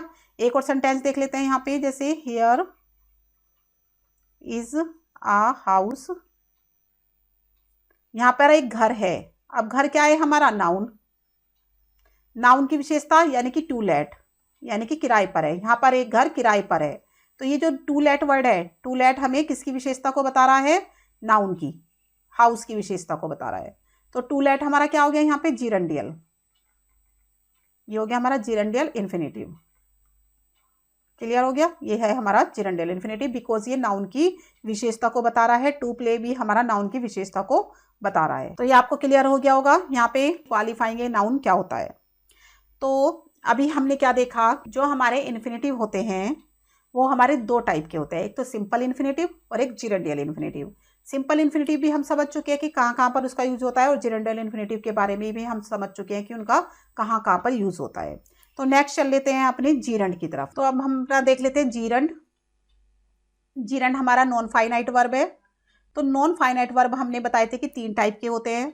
सबसे पहले हमने बताया था इन्फिनेटिव, जो कि हमने पढ़ा वो भी दो टाइप के होते हैं, एक तो होते हैं हमारे सिंपल इन्फिनेटिव, दूसरे होते हैं हमारे जिरेंडियल इन्फिनेटिव। अभी हम सेकंड नंबर के नॉन फाइनाइट पढ़ रहे हैं जो कि है जीरंड। तो देख लेते हैं जीरंड क्या होता है। तो इन्फिनेटिव की तरह जीरंड भी नॉन फाइनाइटिव वर्ब है, ठीक है। अब यहाँ पे क्या होता है कि ये भी डबल पार्ट्स ऑफ स्पीच की तरह वर्क करता है। डबल पार्ट्स ऑफ स्पीच की तरह वर्क करता है कैसे, देखो इसको हम डिनोट करते हैं वर्ब की फर्स्ट फॉर्म के साथ आईएनजी लगा के। वर्ब की फर्स्ट फॉर्म के साथ आईएनजी लगा के हमारा क्या बन जाता है, जीरंड बन जाता है। Gerund is equal to gerund. अब ये भी किसकी तरह एक्ट करता है, नाउन की तरह एक्ट करता है एंड वर्ब की तरह एक्ट करता है। तो ये भी हमारा क्या हो गया, डबल पार्ट्स ऑफ स्पीच हो गया, डबल पार्ट्स ऑफ स्पीच। क्योंकि ये भी दो तरह से वर्क कर रहा है, तो हम इसको बोलेंगे ये भी डबल पार्ट्स ऑफ स्पीच की तरह वर्क कर रहा है। अब gerund is also verb noun, इसको भी हम वर्ब नाउन कहते हैं। क्यों वर्ब नाउन कहते हैं? क्योंकि वर्ब से भी वर्ब का भी काम कर रहा है और नाउन का भी काम कर रहा है। ठीक है, क्योंकि ये वर्ब का भी काम कर रहा है, वर्ब का भी काम करता है और ये नाउन का भी काम करता है, तो इसलिए हमको इसको क्या बोलते हैं? हम इसको वर्ब नाउन बोलते हैं। अभी देख लेते हैं, सब कुछ सेंटेंस यहाँ पे लिखेंगे जिससे कि हमें पता चल जाएगा कि जीरंड क्या होते हैं। तो अभी हम देख लेते हैं कि वॉकिंग इज़ वेरी यूजफुल। तो वॉकिंग बहुत यूजफुल है। वॉकिंग का मतलब होता है टहलना। वॉकिंग का मतलब होता है टहलना, टहलना बहुत लाभदायक है। Walking is very useful. तो वॉकिंग हमारा यहाँ पे क्या बन गया है? नाउन बन गया है, नाउन है, यानी कि सब्जेक्ट है ये। ठीक है, सब्जेक्ट है ये। वॉकिंग इज़ वेरी यूजफुल, ये एक नाउन है, तो ये हमारा जीरंड है। जीरंड मतलब वर्ब की फर्स्ट फॉर्म में आईएनजी वर्ड को जोड़ना। तो वॉक में हमने आईएनजी लगा दिया और ये नाउन की जगह पर रख दिया, तो ये हमारा जीरंड हो गया। अब हम देखते हैं seeing is believing. Seeing is believing एक सेंटेंस है हमारा ये। अब सीइंग इज बिलीविंग ये क्या है? देखना ही विश्वास करना है। इसका मीनिंग होता है देखना ही विश्वास करना है, देखना ही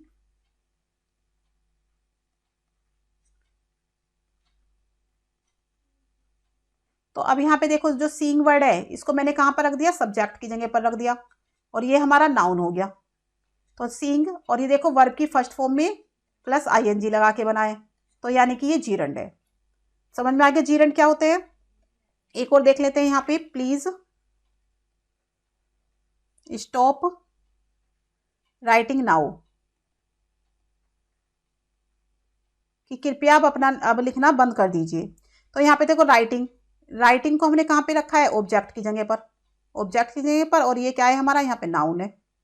वर्ब तो हमारा ये है स्टॉप, तो स्टॉप राइटिंग यानी कि ऑब्जेक्ट की जगह पर हमने रख दिया इसको, और ये हमारा नाउन हो गया। और हम यहाँ पे क्या देख रहे हैं कि वर्ब की फर्स्ट फॉर्म में आईएनजी लगा है, तो ये हमारा जीरंड है। जब हमारा वर्ब की फर्स्ट फॉर्म में आईएनजी लगा देते हैं और वो वर्ड हमारा नाउन की तरह वर्क करे, नाउन की तरह एक्ट करे, तो तब हम उसको जीरंड कहते हैं। ठीक है, आई थिंक ये क्लियर हो गया होगा जीरंड क्या है। तो नेक्स्ट देख लेते हैं यूज ऑफ जीरंड। जीरंड को हम कहाँ यूज करेंगे, कैसे यूज करेंगे, इसके बारे में हम यहाँ पे बात करने वाले हैं। तो यहाँ पे हम क्या बात करेंगे? यूज ऑफ जीरंड के बारे में। लेकिन इससे पहले मैं एक चीज और बता देना चाहती हूँ कुछ सेंटेंस के थ्रू। जैसे वॉकिंग, हमने क्या लिखा था अभी यहाँ पे? Walking is useful, walking is useful. तो वॉकिंग इज यूजफुल क्या है? जीरंड है। ये मैंने अभी आपको बताया कि आईएनजी फॉर्म लगी है। लेकिन अगर हम यहाँ पे लिख दें इसको, टू वॉक इज यूजफुल, कि वॉक करना यूजफुल है, तो अभी मैंने क्या देखो आईएनजी फॉर्म नहीं लगाई, मैंने यहाँ पे टू वॉक लगाया है, यानी कि वर्ब की फर्स्ट फॉर्म से पहले टू का यूज किया है। तो जब मैंने ऐसे कर दिया तो ये मेरा क्या बन गया? सिंपल इन्फिनेटिव बन गया। दोनों में डिफरेंस समझ में आ गया कि जीरंड क्या होते हैं और सिंपल इन्फिनेटिव क्या होते हैं। एक और देख लेते हैं यहाँ पे, जैसे टीच मी टू स्विम, कि मुझे तैरना सिखा दो, टीच मी टू स्विम। तो अब टू स्विम क्या है यहाँ पे? सिंपल इन्फिनेटिव है। अगर मैं इसको ऐसे लिख दूं, टीच मी स्विमिंग, कि मुझे स्विमिंग सिखा दो, तो स्विमिंग यहाँ पे क्या हो गया? क्योंकि ऑब्जेक्ट है, ये भी ऑब्जेक्ट है, देखो ये भी ऑब्जेक्ट है और ये भी ऑब्जेक्ट है, तो ये वाला स्विमिंग क्या हो गया यहाँ पे? स्विमिंग से ये बन गया जीरंड। तो जीरंड और सिंपल इन्फिनेटिव में समझ में आ गया होगा कि जो सिंपल इन्फिनेटिव होते हैं उनसे पहले तो टू का यूज़ किया जाता है और वर्ब की फर्स्ट फॉर्म लगाई जाती है, और जो हमारे जीरंड होते हैं उनके वर्ब की फर्स्ट फॉर्म लेके लगा के आईएनजी का यूज़ किया जाता है, और दोनों ही हमारे नाउन की तरह वर्क करते हैं। सिंपल इन्फिनेटिव भी डबल पार्ट्स ऑफ स्पीच होते हैं, जीरंड भी डबल पार्ट्स ऑफ स्पीच होते हैं, दोनों ही नाउन की तरह काम करते हैं, दोनों ही हमारे नाउन वर्ब है। तो ये क्लियर हो गया आपको जीरंड और सिंपल इन्फिनेटिव में क्या डिफरेंस है। तो अभी हम कर लेते हैं इनके यूजेस के बारे में बात। अभी हम कर चुके हैं सिंपल इन्फिनेटिव के यूजेस, हम ऑलरेडी पढ़ चुके हैं, और अभी हम पढ़ने वाले हैं यूजेस ऑफ जीरंड। तो यूज ऑफ जीरंड में हम क्या पढ़ेंगे? सबसे पहले सब्जेक्ट ऑफ अ वर्ब। तो यहाँ पे वर्ब के सब्जेक्ट के रूप में हम जीरंड को रखते हैं। तो यहाँ पे कैसे रखते हैं? हमें पता तो चल गया कि भाई सब्जेक्ट ऑफ द वर्ब के रूप में यूज़ किया जाता है। तो अब हमें क्या देखना है? सिर्फ यहाँ पे हमें एग्जाम्पल के थ्रू समझना है। रीडिंग इज हिज हॉबी, कि जो रीडिंग है उसकी हॉबी है। तो रीडिंग क्या है यहाँ पे? सब्जेक्ट, और सब्जेक्ट कैसा? नाउन लगा है, यानी कि नाउन है। तो रीडिंग एक सब्जेक्ट है यहाँ पे, और इसको हम एज ए जीरंड यूज़ कर रहे हैं, तो ये हमारा जीरंड है। समझ में आ गया? तो रीडिंग यहाँ पे जीरंड है। ऐसे ही वॉकिंग, वॉकिंग का मैंने अभी आपको बताया, walking is a good exercise.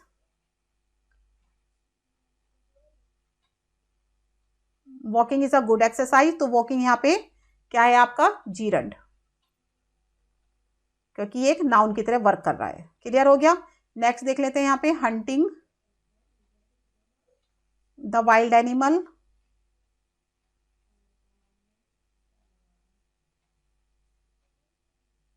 Wild animals is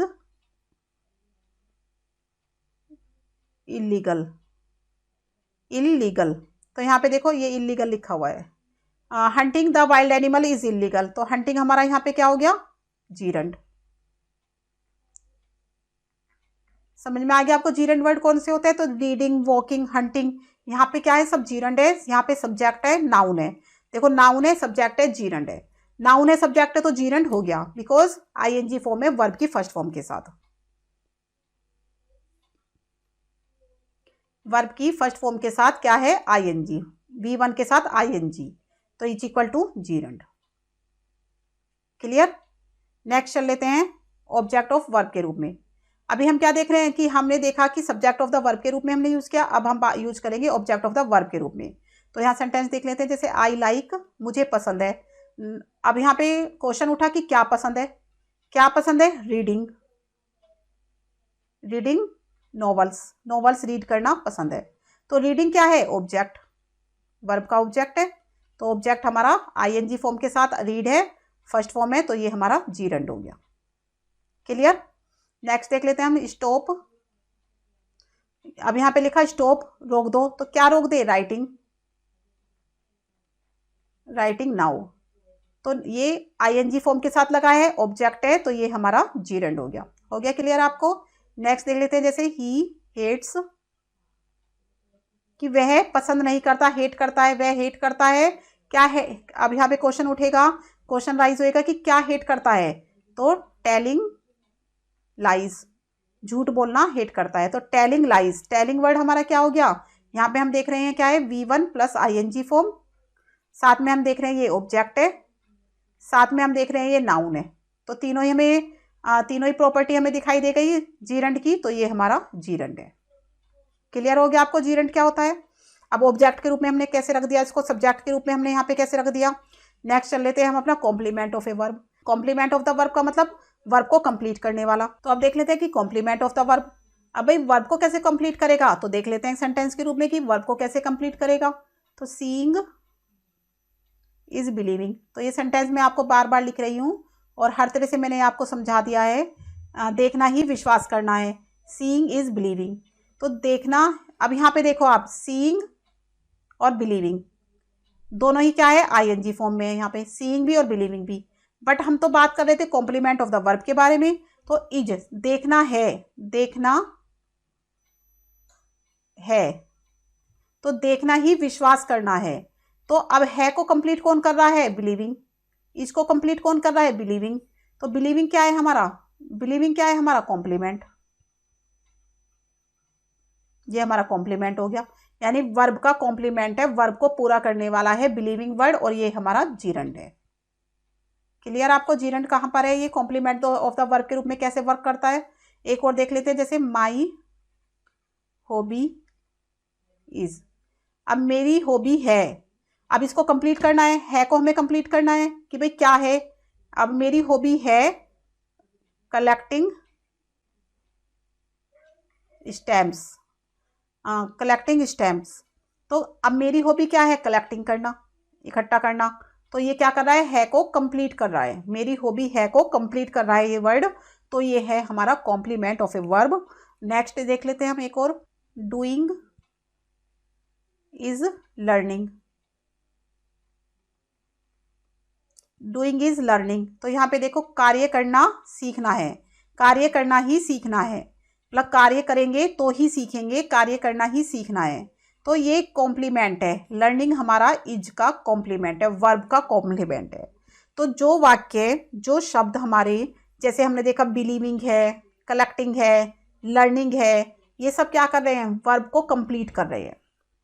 ठीक है, क्या कर रहे हैं ये, वर्ब को कंप्लीट कर रहे हैं, कॉम्प्लीमेंट कर दे रहे हैं, कंप्लीट कर रहे हैं, ठीक है ना। तो इनका यूज हमें किस यूज में हुआ है, कॉम्प्लीमेंट ऑफ ए वर्ब के यूज में हुआ है। तो बिलीविंग, कलेक्टिंग, लर्निंग, ये सब हमारे क्या है, कॉम्प्लीमेंट ऑफ ए वर्ब है। क्लियर हो गया आपको जीरंड कैसे यूज करेंगे हम। नेक्स्ट देख लेते हैं, object of A preposition.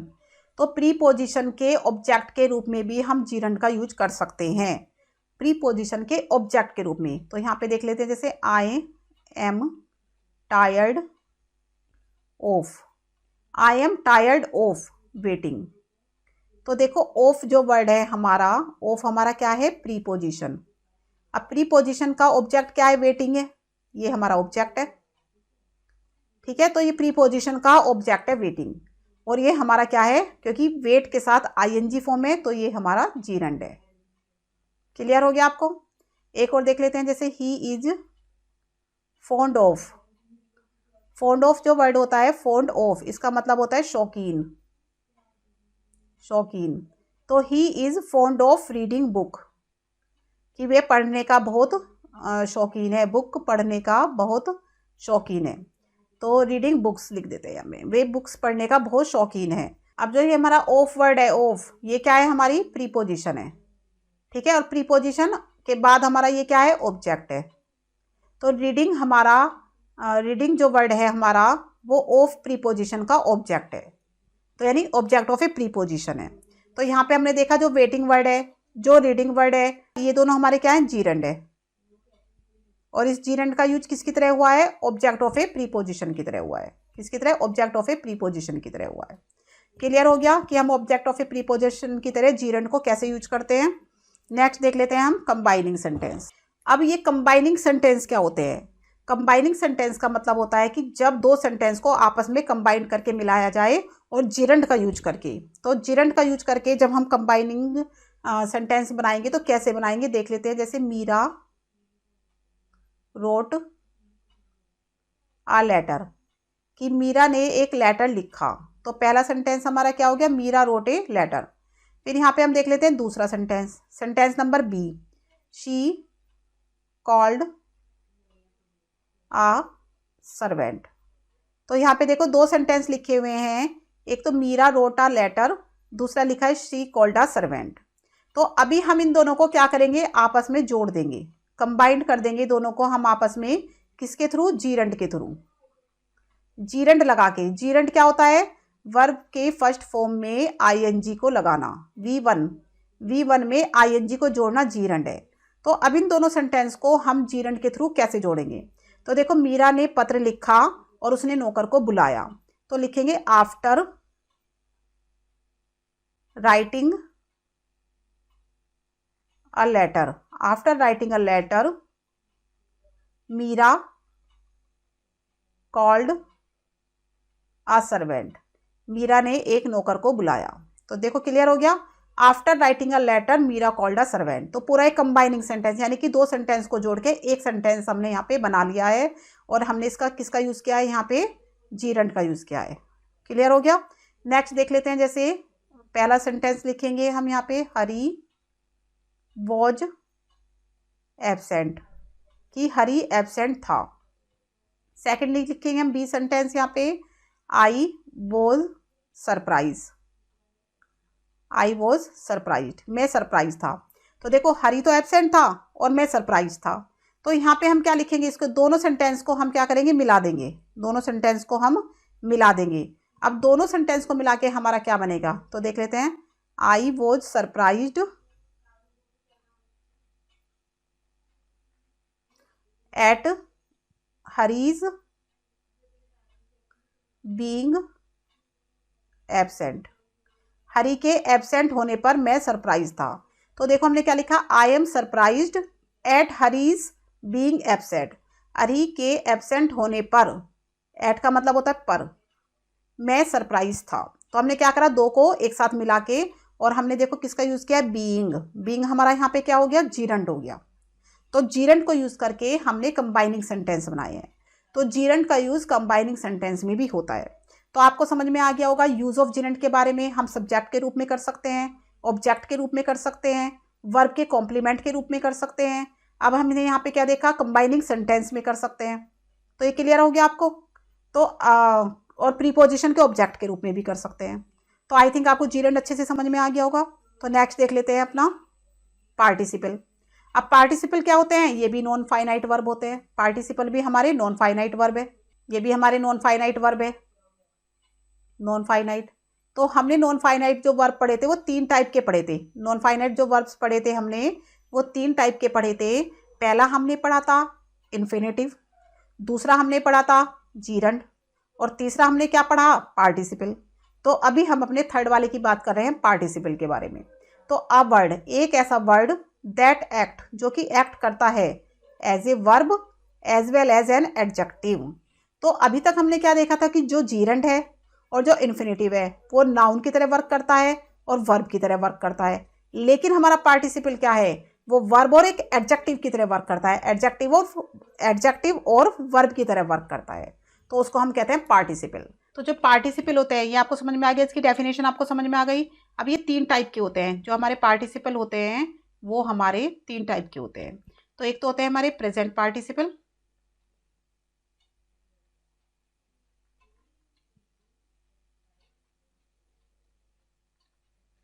Present participle, दूसरे होते हैं हमारे पास्ट पार्टिसिपल,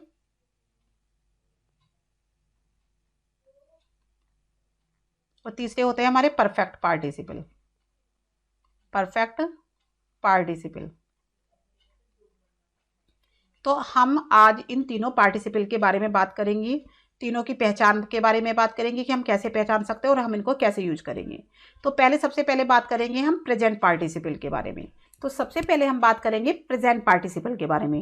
अब प्रेजेंट पार्टिसिपल क्या होता है, जो प्रेजेंट पार्टिसिपल होता है इसमें किसी काम का कंटिन्यूसली होते रहना बताया जाता है। यानी कि यहाँ पे जो काम है वो होता रहता है, लगातार काम होता रहता है, इसलिए इसको हम प्रेजेंट पार्टिसिपल कहते हैं। अब जो प्रेजेंट पार्टिसिपल होते हैं वो वर्ब की जो फर्स्ट फॉर्म होती है उसमें प्लस आईएनजी जोड़ के हम बनाते हैं प्रेजेंट पार्टिसिपल को। ठीक है, और इसका जो हिंदी में मीनिंग होता है, इसकी जो पहचान होती है, या तो करके या फिर हुए वर्ड। ऐसे हमें समझ में आते हैं कि करके या हुए वर्ड से अगर कोई सेंटेंस खत्म हो रहा है या शुरू हो रहा है तो वो हमारा प्रेजेंट पार्टिसिपल है। जैसे कि हम सेंटेंस देख लेते हैं, हियरिंग द नॉइज। अब देखो, शोर सुन के, hearing the noise the boy woke up, कि लड़का जाग गया। तो यहाँ पे देखो, हियरिंग द नॉइज, शोर सुन के यानी करके। तो देखो ये वर्ड करके हमें समझ में आ रहा है, यहाँ पे हम देख रहे हो करके से हमारी यहाँ पे पहचान हो रही है, शोर सुन के लड़का जाग गया। तो यहाँ पे देखो हमने क्या देखा, हियर प्लस आईएनजी। हियर हमारी वर्ब की फर्स्ट फॉर्म है और इसके साथ हमने आईएनजी जोड़ दिया है, प्लस आईएनजी का यूज किया है हियर के साथ। तो ये हमारा क्या बन गया, हियरिंग बन गया, और ये हमारा प्रेजेंट पार्टिसिपल है। और दूसरा हम देख लेते हैं कि मेट अ गर्ल, वह एक लड़की से मिला, carrying a basket of flowers. तो यहाँ पे देखिए, ही मेट अ गर्ल, वह एक लड़की से मिला जो कि क्या कैरी करे हुई थी, बास्केट ऑफ फ्लावर्स को उसने कैरी किया हुआ था। तो यहाँ पे जो देखो कैरिंग वर्ड है, कैरिंग जो वर्ड है वो हमारा क्या है, यहाँ पे प्रेजेंट पार्टिसिपल है। ये हमारा प्रेजेंट पार्टिसिपल है। क्यों है प्रेजेंट पार्टिसिपल, एक तो ये वर्ब की फर्स्ट फॉर्म में आईएनजी लगा के बनाए तो वो तो जिरंड भी बनते हैं, बट यहाँ पे ये एडजेक्टिव की तरह वर्क कर रहा है। किसकी तरह वर्क कर रहा है, एडजेक्टिव की तरह। कि मैं उस लड़की से मिला, कैसी लड़की, कि मतलब उसकी विशेषता बता रहे हैं लड़की की, उसने कैरी कर रखा था एक बास्केट को। ठीक है, तो यहाँ विशेषता बताई जा रही है। ऊपर भी शोर की विशेषता बताई जा रही है कि शोर को सुनकर। तो जो सुनकर वर्ड है वो शोर की विशेषता को बता रहा है। तो जो वर्ड वर्ब से बने होते हैं और एडजेक्टिव की तरह काम करते हैं और जिनका जो मीनिंग होता है करके या हुए आता है, तो वो हमारे प्रेजेंट पार्टिसिपल होते हैं। ये समझ में आ गया होगा आपको। तो जिस प्रकार देखो, जैसे जीरंड, अभी हम देख लेते हैं दोनों में डिफरेंस। जीरंड और प्रेजेंट पार्टिसिपल में क्या डिफरेंस होता है। जीरंड में तो क्या होता है, हमारा वर्बल नाउन होता है, जीरंड में तो वर्बल नाउन होता है। और जो हमारा प्रेजेंट पार्टिसिपल है, प्रेजेंट पार्टिसिपल, उसमें हमारा क्या होता है, उसमें हमारा वर्बल एडजेक्टिव होता है, वर्बल एडजेक्टिव। दोनों में ये फ़र्क है। तो देखो जीरंड में तो वर्बल नाउन होता है, यानी कि वर्ब जो है वो नाउन की तरह वर्क करता है, और इसमें जो वर्बल है हमारा वो एडजेक्टिव की तरह होता है। तो दोनों में ये फ़र्क है, वरना दोनों में ही वर्ब की फर्स्ट फॉर्म में आईएनजी होता है। तो यहाँ पर देखो हमने वर्ड देखा जैसे हियरिंग, हियरिंग, तो हियरिंग में क्या होता है, हियर प्लस आईएनजी, तो इसका मीनिंग होता है आवाज़ सुनकर, आवाज़ सुनकर। तो ऐसे वर्ड हमें देखने के लिए मिलेंगे, जैसे हमने देखा weeping, weep plus ING, weeping. Weeping मतलब होगा यहाँ पे रोता हुआ, तो इसका जो मीनिंग लगेगा वहाँ पे रोता हुआ लगेगा। तो हमने क्या देखा ऊपर कि करके या हुए, ऐसे वर्ड ये हमारे पता चलते हैं प्रेजेंट पार्टिसिपल से, ऐसे वर्ड उससे पता चलता है कि ये प्रेजेंट पार्टिसिपल है। जैसे हमने देखा सीइंग, सीइंग का मतलब क्या होगा यहाँ पे देख कर, देख कर या देखते हुए। तो जो हमने जीरंड देखा था, अगर हमने जीरंड में सीइंग देखा है तो यहाँ पे जो हमारा लगेगा वो लगेगा देखना, यानी कि ना वर्ड का यूज होगा, और यहाँ पे हमारा होगा हुआ या कर का वर्ड, कर मीनिंग का यूज होगा, हुआ या कर वर्ड का यूज होगा।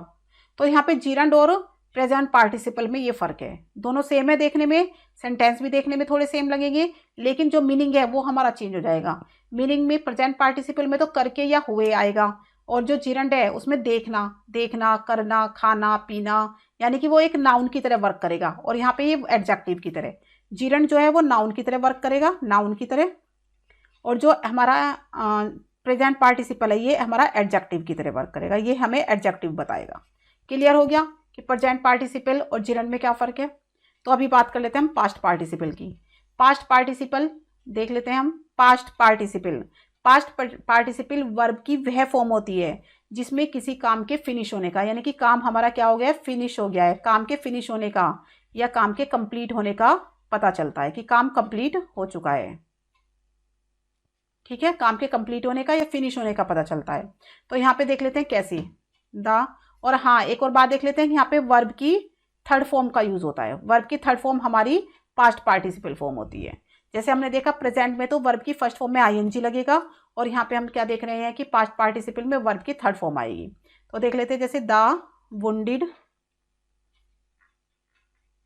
Soldier died in the hospital. कि जो वुंडेड सोल्जर है, जो वुंडेड सोल्जर है, सोल्जर मतलब होता है सिपाही, वुंडेड मतलब घायल हुआ हुआ, तो जो घायल हुआ हुआ सिपाही है वो हॉस्पिटल में डाइड हो गया, यानी मर गया। तो यहाँ पे आप क्या देख रहे हो कि जो ये हमारा वुंडेड वर्ड है ये हमारा पास्ट पार्टिसिपल वर्ड है। क्या है ये, पास्ट पार्टिसिपल। अब ये क्या बता रहा है, जो हमारा सोल्जर है उसकी विशेषता को बता रहा है, सोल्जर की विशेषता को बता रहा है कि सोल्जर कैसा है, सोल्जर वुंडेड है, सोल्जर घायल है। तो सोल्जर की विशेषता को बता रहा है, थर्ड फॉर्म में है, काम कंप्लीट हो चुका है, कि हॉस्पिटल में वो मर चुका है, काम कंप्लीट हो चुका है, तो यानी कि ये हमारा पास्ट पार्टिसिपल है। तो एक और देख लेते हैं यहाँ पे, जैसे the broken chair was put aside. कि टूटी हुई कुर्सी, ब्रोकन चेयर, टूटी हुई चेयर, पुट असाइड एक और रख दी गई। तो काम कंप्लीट हो गया, एक और रख दिया गया उसे। ब्रोकन थर्ड फॉर्म है, थर्ड फॉर्म की बात हो रही है। चेयर कैसी है, ब्रोकन है, टूटी हुई है, एडजेक्टिव है, यानी कि ब्रोकन वर्ड हमारा एडजेक्टिव है और थर्ड फॉर्म है, तो ये हमारा क्या हो गया, पास्ट पार्टिसिपल हो गया। क्लियर हो गया आपको। एक और देख लेते हैं, जैसे a burnt child dreads the fire. तो यहाँ पे देखो, एक बर्न्ट चाइल्ड यानी कि जला हुआ बच्चा, बच्चा कैसा है, जला हुआ, यानी कि जला हुआ उसकी विशेषता है। बर्न्ट यानी थर्ड फॉर्म है, थर्ड फॉर्म है ये वर्ब की। तो देखो थर्ड फॉर्म है, चाइल्ड की विशेषता को बता रहा है कि वो जला हुआ है, जला हुआ बच्चा आग से डरता है, यानी कि काम कंप्लीट हो गया है, वो डर रहा है, डर चुका है, वो आग से डरता है। तो ये समझ में आ गया, काम कंप्लीट हो जाता है, फिनिश हो जाता है। वर्ब की थर्ड फॉर्म से हमें पता चलता है कि ये पास्ट फॉर्म है, यानी पास्ट पार्टिसिपल है, और किसी भी नाउन की विशेषता को बताता है। आई थिंक आपको ये क्लियर हो गया होगा कि जो वुंडेड है, ब्रोकन है, बर्न्ट है, यहाँ पे पास्ट पार्टिसिपल है। ये समझ में आ गया। और कैसा है, ये वर्ब से बने हुए हैं और एडजेक्टिव का काम कर रहे हैं, वर्ब से बने हुए हैं और एडजेक्टिव का काम कर रहे हैं। तो क्लियर हो गया। नेक्स्ट चल लेते हैं परफेक्ट पार्टिसिपल। तो जो परफेक्ट पार्टिसिपल होते हैं वो हमारा बताते हैं कि एक काम खत्म होने के बाद दूसरा शुरू हो गया। यहाँ पे क्या हुआ, एक काम तो फिनिश हो गया, एक काम जो हुआ था वो तो फिनिश हो गया, बट दूसरा काम स्टार्ट हो गया। ठीक है, तो फिनिश होने के बाद दूसरा काम स्टार्ट हो जाता है। एक काम खत्म हुआ, दूसरा शुरू हुआ, तो परफेक्ट पार्टिसिपल होता है। क्लियर हो गया होगा। अब यहाँ पे क्या होता है, यहाँ पे भी, यहाँ पे हैविंग का यूज होता है, हैविंग वर्ड का यूज होता है प्लस वर्ब की थर्ड फॉर्म। तो यहाँ पे हम इसकी पहचान कैसे करेंगे, हैविंग प्लस थर्ड फॉर्म। ठीक है, जहाँ पे भी आपको हैविंग प्लस थर्ड फॉर्म दिखाई दे तो आपको समझ जाना है कि वो परफेक्ट पार्टिसिपल की बात हो रही है। किसकी बात हो रही है, परफेक्ट पार्टिसिपल। ठीक है, परफेक्ट पार्टिसिपल की बात हो रही है। तो ये समझ में आ गया आपको। तो अब एक सेंटेंस देखते हैं यहाँ पे, having rested we continued our journey. तो हैविंग रेस्टेड तो थर्ड फॉर्म में हैविंग का यूज हो रहा है। रेस्ट करने के बाद, यहाँ पे देखो एक काम के बाद दूसरा काम शुरू, रेस्ट करने के पश्चात वी कंटिन्यूड अवर जर्नी, कि हमने अपनी जर्नी को कंटिन्यू किया। तो आप समझ सकते हो यहाँ पे कि एक के बाद एक काम खत्म हुआ, यानी कि विश्राम करना खत्म कर दिया, रेस्ट करना खत्म कर दिया और अपनी जर्नी को दोबारा से शुरू कर लिया। तो एक काम खत्म होने के बाद दूसरा काम स्टार्ट हो रहा है, हैविंग का यूज हो रहा है, वर्ब की थर्ड फॉर्म आ रही है। तो ये आपको क्लियर हो गया होगा कि हैविंग का यूज हो रहा है, वर्ब की थर्ड फॉर्म हो रही है यहाँ पे। तो ये हमारा परफेक्ट पार्टिसिपल है। दूसरा एक और देख लेते हैं हम यहाँ पे, having written the letter he slept. तो सेंटेंस देखो, हैविंग रिटन द लेटर लिखने के बाद, हैविंग है, हैविंग का मतलब बाद, हैविंग प्लस वर्ब की थर्ड फॉर्म। तो यहां से पता चलता है कि परफेक्ट पार्टिसिपल है। दूसरा, लेटर लिखने के बाद, लेटर लिख चुका है, ही स्लेप्ट, वह सो गया। तो एक काम खत्म हुआ, दूसरा शुरू हुआ। देखो एक काम खत्म हुआ, दूसरा काम शुरू हो गया, तो यानी कि हमें पता चला कि परफेक्ट पार्टिसिपल की बात हो रही है।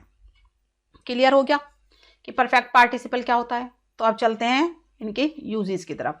तो यहाँ पे हम जो तीनों तरह के हमने पार्टिसिपल पढ़ा है, present participle, past participle, perfect participle, इन तीनों को हम कैसे यूज करेंगे, कहाँ पर यूज करेंगे, इनके यूजेस को हम समझ लेते हैं। तो सबसे पहला हमारा जो यूज है जो हमारा सबसे पहला, वो है एट्रीब्यूटिवली।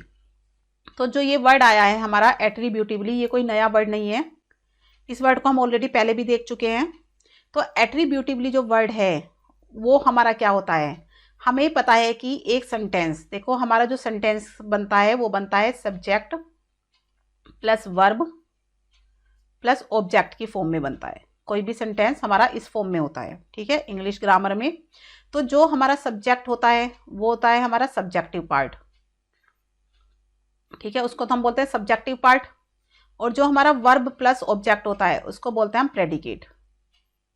प्रेडिकेट पार्ट बोलते हैं। तो क्लियर हो गया इतना। अभी अगर एट्रीब्यूटिवली यूज है, हमारा एट्रीब्यूटिवली यूज है, तो वो वर्ड हमारा सब्जेक्ट के अंदर होगा, ठीक है। सब्जेक्ट पार्ट में जिस नाउन को हम यूज करेंगे, सब्जेक्ट पार्ट में जिस नाउन को हम यूज करेंगे वो हमारा एट्रीब्यूटिवली होगा, और प्रेडिकेट पार्ट में हम जिस नाउन को यूज करेंगे वो हमारा प्रेडिकेटिवली होगा। तो एट्रीब्यूटिवली एंड प्रेडिकेटिवली दो तरह से यूज होते हैं हमारे किसी भी सेंटेंस के अंदर। तो जो नाउन हमारा सब्जेक्ट पार्ट में होता है वो होता है एट्रीब्यूटिवली, और जो नाउन हमारा प्रेडिकेट पार्ट में होता है वो होता है प्रेडिकेटिवली। आई थिंक ये क्लियर हो गया। तो अभी हम क्या देखने वाले हैं कि जो हमारा पार्टिसिपल है वो एट्रीब्यूटिवली है, यानी कि वो सब्जेक्ट पार्ट के अंदर है। किसके अंदर है, वो सब्जेक्ट वाले पार्ट के अंदर है। तो यहाँ पे सेंटेंस देखेंगे पहले, आ लाइंग, अब देखो a lying witness is not believed. तो सेंटेंस है हमारा आ लाइंग विटनेस, तो झूठ बोलने वाला, एक झूठ बोलने वाला विटनेस इज नॉट बिलीव्ड, यानी कि झूठ बोलने वाले विटनेस पर किसी को विश्वास, झूठ बोलने वाले विटनेस पर विश्वास नहीं किया जाता। तो ये देखो, अब लाइंग विटनेस हमारा क्या है, सब्जेक्ट है, और इज नॉट बिलीव्ड ये हमारा प्रेडिकेट है, ये हमारा प्रेडिकेट है। तो अभी हमारा वर्ड जो हम ढूंढ रहे हैं पार्टिसिपल, वो कहाँ पर है, लाइंग, यहाँ पर पड़ा हुआ है, यानी कि लाइंग वर्ड हमारा क्या है, पार्टिसिपल है। तो इसका यूज कैसा हुआ है, एट्रीब्यूटिवली। एट्रीब्यूटिवली मैंने बताया था कि जो सब्जेक्ट के अंदर होता है, सब्जेक्ट के अंदर लाइंग वर्ड मेरा क्या है, एट्रीब्यूटिवली। अब ये क्या है, विटनेस का एडजेक्टिव, विटनेस का एडजेक्टिव है, तो इसीलिए क्या है, ये पार्टिसिपल है। और कौन सा पार्टिसिपल है, ये प्रेजेंट। अभी मैंने बताया था आईएनजी फॉर्म में, तो ये प्रेजेंट पार्टिसिपल है। समझ में आ गया, क्लियर हो गया कि प्रेजेंट पार्टिसिपल कैसे है। तो ये हमारा एट्रीब्यूटिवली यूज होता है। नेक्स्ट देख लेते हैं हम, barking dogs seldom bite. Barking dogs seldom bite, यानी कि भौंकने वाले कुत्ते सेल्डम, सेल्डम का मतलब होता है कभी कभी काटते हैं, बाइट मतलब काटते हैं, तो भौंकने वाले कुत्ते कभी कभी काटते हैं। तो बार्किंग डॉग्स हमारा क्या है, सब्जेक्ट, सेल्डम बाइट हमारा क्या है, प्रेडिकेट पार्ट, प्रेडिकेट। तो बार्किंग हमारा किसके अंदर आया है, सब्जेक्ट के अंदर, तो यूज कैसा है, एट्रीब्यूटिवली। बार्किंग क्या है, डॉग की विशेषता, कुत्ते की विशेषता, तो ये क्या हो गया, एडजेक्टिव। क्या लगा है, आईएनजी फॉर्म, तो यानी क्या है, प्रेजेंट पार्टिसिपल, प्रेजेंट पार्टिसिपल। समझ में आ गया, पहचान लिया आपने कि प्रेजेंट पार्टिसिपल है, क्लियर हो गया बिल्कुल। नेक्स्ट देख लेते हैं यहाँ पे एक और, the defeated army ran away. Sentence है, the defeated army ran away. Defeated मतलब हारी हुई, आर्मी मतलब सेना, रैन अवे मतलब भाग गई। तो द डिफीटेड आर्मी, देखो क्लियर कर लेते हैं इसको भी, सब्जेक्ट है, रैन अवे प्रेडिकेट है। अब पार्टिसिपल कहाँ है, सब्जेक्ट के अंदर है, तो कैसा है, एट्रीब्यूटिवली यूज है।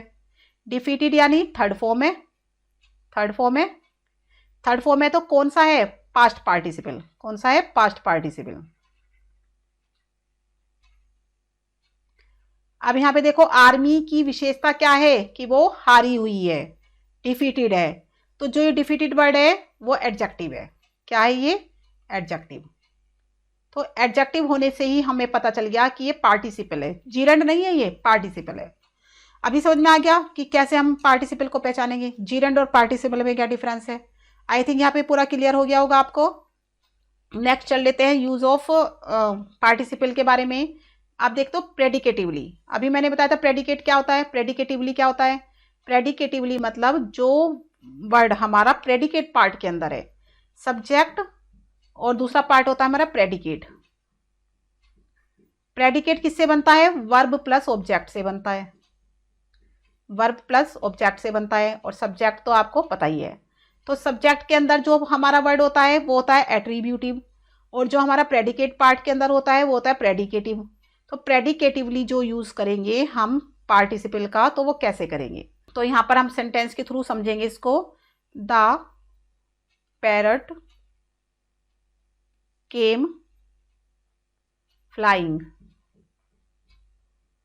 हियर।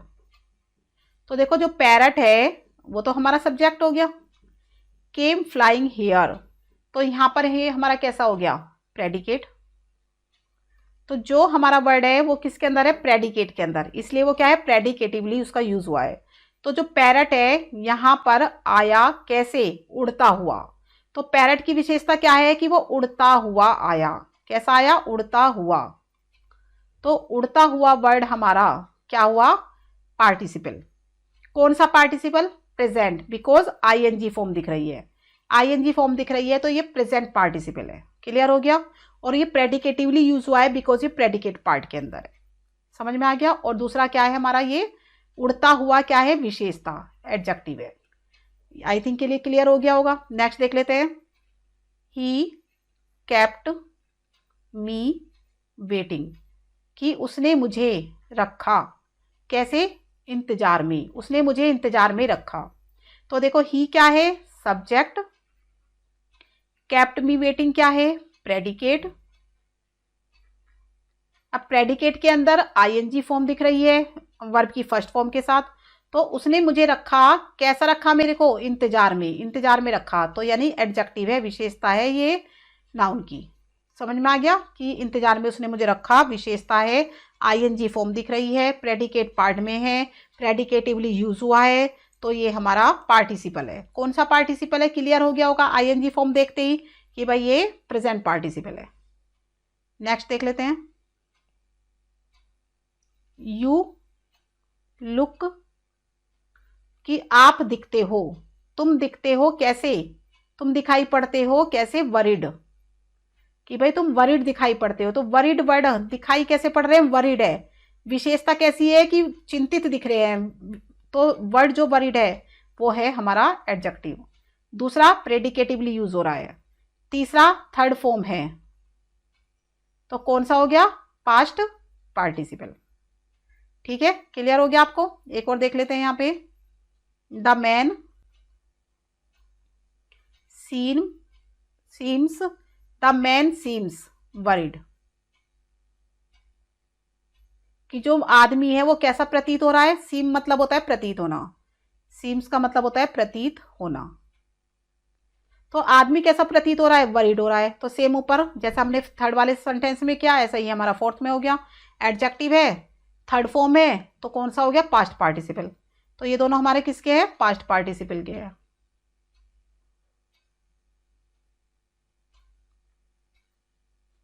बिल्कुल क्लियर हो गया होगा आपको कि भाई एट्रीब्यूटिवली कैसे हम इसको पहचानेंगे, प्रेडिकेटिवली कैसे पहचानेंगे, और कैसे पता चलेगा कि ये पार्टिसिपल है, जीरंड नहीं है।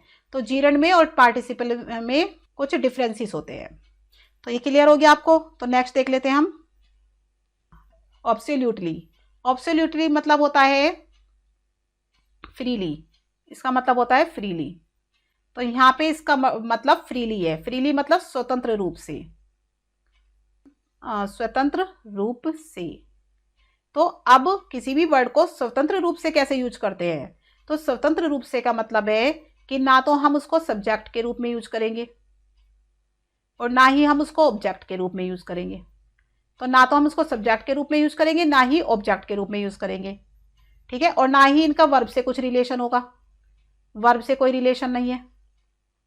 तो ना ही इनका वर्ब से कोई रिलेशन होती है और ना ही ये कॉम्प्लीमेंट होते हैं, ये कॉम्प्लीमेंट भी नहीं होते। तो देखो इनमें चारों ही विशेषता नहीं पाई जाती है, ना तो ये किसी वर्ब के सब्जेक्ट है, ना ही ये किसी वर्ब के ऑब्जेक्ट होते, और ना ही ये किसी वर्ब के कॉम्प्लीमेंट होते। ये क्या होते हैं, फ्रीली होते हैं, मतलब ये फ्रीली इनका यूज किया जाता है, कहीं पर भी सेंटेंस के अंदर इनका यूज हो जाता है। लेकिन ये किसी भी वर्ब के ना तो सब्जेक्ट होते, ना ऑब्जेक्ट होते, और ना ही कॉम्प्लीमेंट्री होते। क्लियर हो गया। तो यहाँ पे सेंटेंस देख लेते हैं, यहाँ पे the weather being fine, we went out. तो यहाँ पे जो सेंटेंस है कि वेदर ठीक होने की वजह से, वी वेंट आउट हम बाहर गए। तो यहाँ पे देखो द वेदर सब्जेक्ट है, फाइन ऑब्जेक्ट है, और यहाँ पे क्या हुआ, वर्ब भी नहीं है, वेंट आउट हमारा वर्ब है यहाँ पे।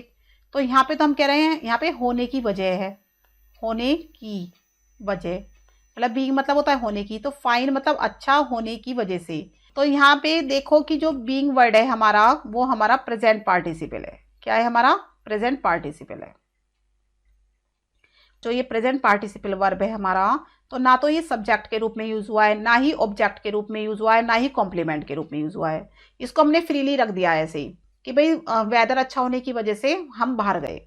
तो यहाँ पे देखो आप किसी भी रूप में इसका यूज नहीं हो रहा है, कहीं पर भी इसकी अलग से पहचान नहीं दिख रही है कि ये सब्जेक्ट है, ऑब्जेक्ट है या कॉम्प्लीमेंट है। वर्ब तो है ये, बट सब्जेक्ट ऑब्जेक्ट और कॉम्प्लीमेंट नहीं है। वर्ब तो है, होने की क्रिया हो रही है, वर्ब तो है, बट सब्जेक्ट के रूप में नहीं हुआ, ऑब्जेक्ट के रूप में नहीं हुआ, कॉम्प्लीमेंट के रूप में नहीं हुआ। तो ये हमारा ऑब्सोल्यूटली है, यानी कि फ्रीली है, स्वतंत्र रूप से हमने इसको कहीं पर भी रख दिया है। नेक्स्ट देख लेते हैं हम यहाँ पे, God willing, we shall succeed. तो सेंटेंस देखो, God willing we shall succeed. देखो ईश्वर की यानी कि भगवान की इच्छा होने पर हम क्या हो जाएंगे, सफल होंगे, मतलब भगवान की इच्छा होने पर। तो गॉड विलिंग, विलिंग मतलब इच्छा होने पर। तो यहाँ पे देखो सब्जेक्ट भी नहीं है, ऑब्जेक्ट भी नहीं है, कॉम्प्लीमेंट भी नहीं है, सिर्फ ये वर्ब है। तो क्लियर हो गया, सिर्फ ये वर्ब है। अब ये हमारा क्या है, प्रेजेंट पार्टिसिपल है, क्योंकि इसमें आईएनजी फॉर्म है। तो आई थिंक आपको ये ऑब्सोल्युटली समझ में आ गया होगा कि जो हमारे ऑब्सोल्युटली वर्ब होते हैं ये हमारे क्या होते हैं कि ना तो इनको हम वर्ब के सब्जेक्ट के रूप में यूज़ करते, ना ही हम इनको वर्ब के ऑब्जेक्ट के रूप में यूज़ करते, और ना ही हम इनको वर्ब के कॉम्प्लीमेंट के रूप में यूज़ करते। नेक्स्ट देख लेते हैं अपना कंबाइनिंग सेंटेंस। कंबाइनिंग मतलब मिलाना। तो जब हम दो सेंटेंस को आपस में मिलाएंगे तो वो हमारा कंबाइनिंग सेंटेंस होगा, जैसे कि हमने जीरंड में भी मिलाया था। बट यहाँ पे देख लेते हैं कि क्या डिफरेंस है। तो पहला सेंटेंस है हमारा ही टुक हिज गन, कि उसने अपनी गन उठाई। तो बी वाला हम देख लेते हैं, ही फायर्ड, और उसने गोली चला दी। तो उसने अपनी गन उठाई, उसने गोली चला दी। अब दोनों सेंटेंस को हम क्या करेंगे, मिला देंगे। मिलाएंगे कैसे, पार्टिसिपल का यूज करें। तो देखो टेकिंग हिज गन ही फायर्ड, ही फायर्ड। देखो अपनी गन उठाकर उसने गोली चला दी। तो गन को उठाकर, गन को क्या करा, उठी हुई गन, यानी कि गन को उठाकर। तो टेकिंग वर्ड यहाँ पे क्या बता रहा है, गन की विशेषता, कि गन कैसी है, उठी हुई है, गन को उठा दिया गया है। तो गन को उठाकर उसने फायर कर दिया, गन उठाकर उसने फायर कर दिया। तो टेकिंग वर्ड हमारा क्या हो गया, प्रेजेंट पार्टिसिपल हो गया। नेक्स्ट देख लेते हैं यहाँ पे, the boy saw a wolf, कि लड़के ने एक वोल्फ देखा। ही रैन अवे, और वह भाग गया। तो यहाँ पे एक सेंटेंस है कि बॉय ने एक वोल्फ देखा और वह भाग गया। तो दोनों सेंटेंस को हम मिलाएंगे। तो यहाँ पे आ जाएगा सीइंग अ वोल्फ, एक वोल्फ को देखकर, द बॉय रन अवे, लड़का भाग गया। द बॉय रैन अवे, कि लड़का भाग गया। तो वोल्फ को देखकर लड़का भाग गया। तो ये क्लियर हो गया कि हमने कंबाइनिंग सेंटेंस कैसे किए, दो सेंटेंस को मिलाकर हमने एक सेंटेंस बनाया और उसके हमने प्रेजेंट पार्टिसिपल का यहाँ पे यूज किया है। तो आई थिंक आपको जीरेंट के बारे में और पार्टिसिपल के बारे में डिफरेंस समझ में आ गया होगा। तो देख लेते हैं कि अब हमने रिवीजन कर लेते एक बार। तो देख लेते हैं हमने क्या क्या पढ़ा। तो सबसे पहले हमने वर्ब्स की दो फॉर्म्स को पढ़ा, फाइनाइट और नॉन फाइनाइट। फाइनाइट वर्ब की डेफिनेशन और उसके हमने एग्जाम्पल देखे। फिर उसके बाद हमने नॉन फाइनाइट वर्ब की डेफिनेशन और उसके एग्जाम्पल देखे। नॉन फाइनाइट वर्ब तीन टाइप के होते हैं, जिसमें कि हमने देखा सबसे पहले इन्फिनेटिव, दूसरा हमने देखा जीरंड, और तीसरे हमने देखा पार्टिसिपल। और जो इन्फिनेटिव होते हैं वो भी हमारे दो टाइप के होते हैं, सिंपल इन्फिनेटिव और जीरंडियल इन्फिनेटिव। फिर हमने जीरंड के बारे में पढ़ा, जीरंड के यूजेस देखे, और उसके बाद हमने लास्ट पार्टिसिपल, जो कि हमारे तीन टाइप के पार्टिसिपल होते हैं, present participle, past participle and perfect participle. तो तीनों के हमने यहाँ पे कुछ एग्जाम्पल देखे, जिनको हमने उनके बीच में डिफरेंसेस को समझा कि कहाँ पर हमको क्या यूज़ करना है। तो आई थिंक आपको ये क्लियर हो गया होगा। जितने भी हमारे वर्ब थे, वर्ब हमने अच्छे से क्लियर कर लिए हैं कि वर्ब कहाँ पर यूज़ करते हैं, कैसे यूज़ करते हैं, सब्जेक्ट के अंदर वर्ब की क्या इंपॉर्टेंस है। तो आई थिंक आपको ये क्लियर हो गया होगा और आपको ये मेरी वीडियो पसंद आई होगी। अगर आपको ये मेरी वीडियो पसंद आई हो तो प्लीज़ आप मेरी वीडियो को लाइक करें, शेयर करें और हमारे चैनल को सब्सक्राइब करें। Thank you for watching this video.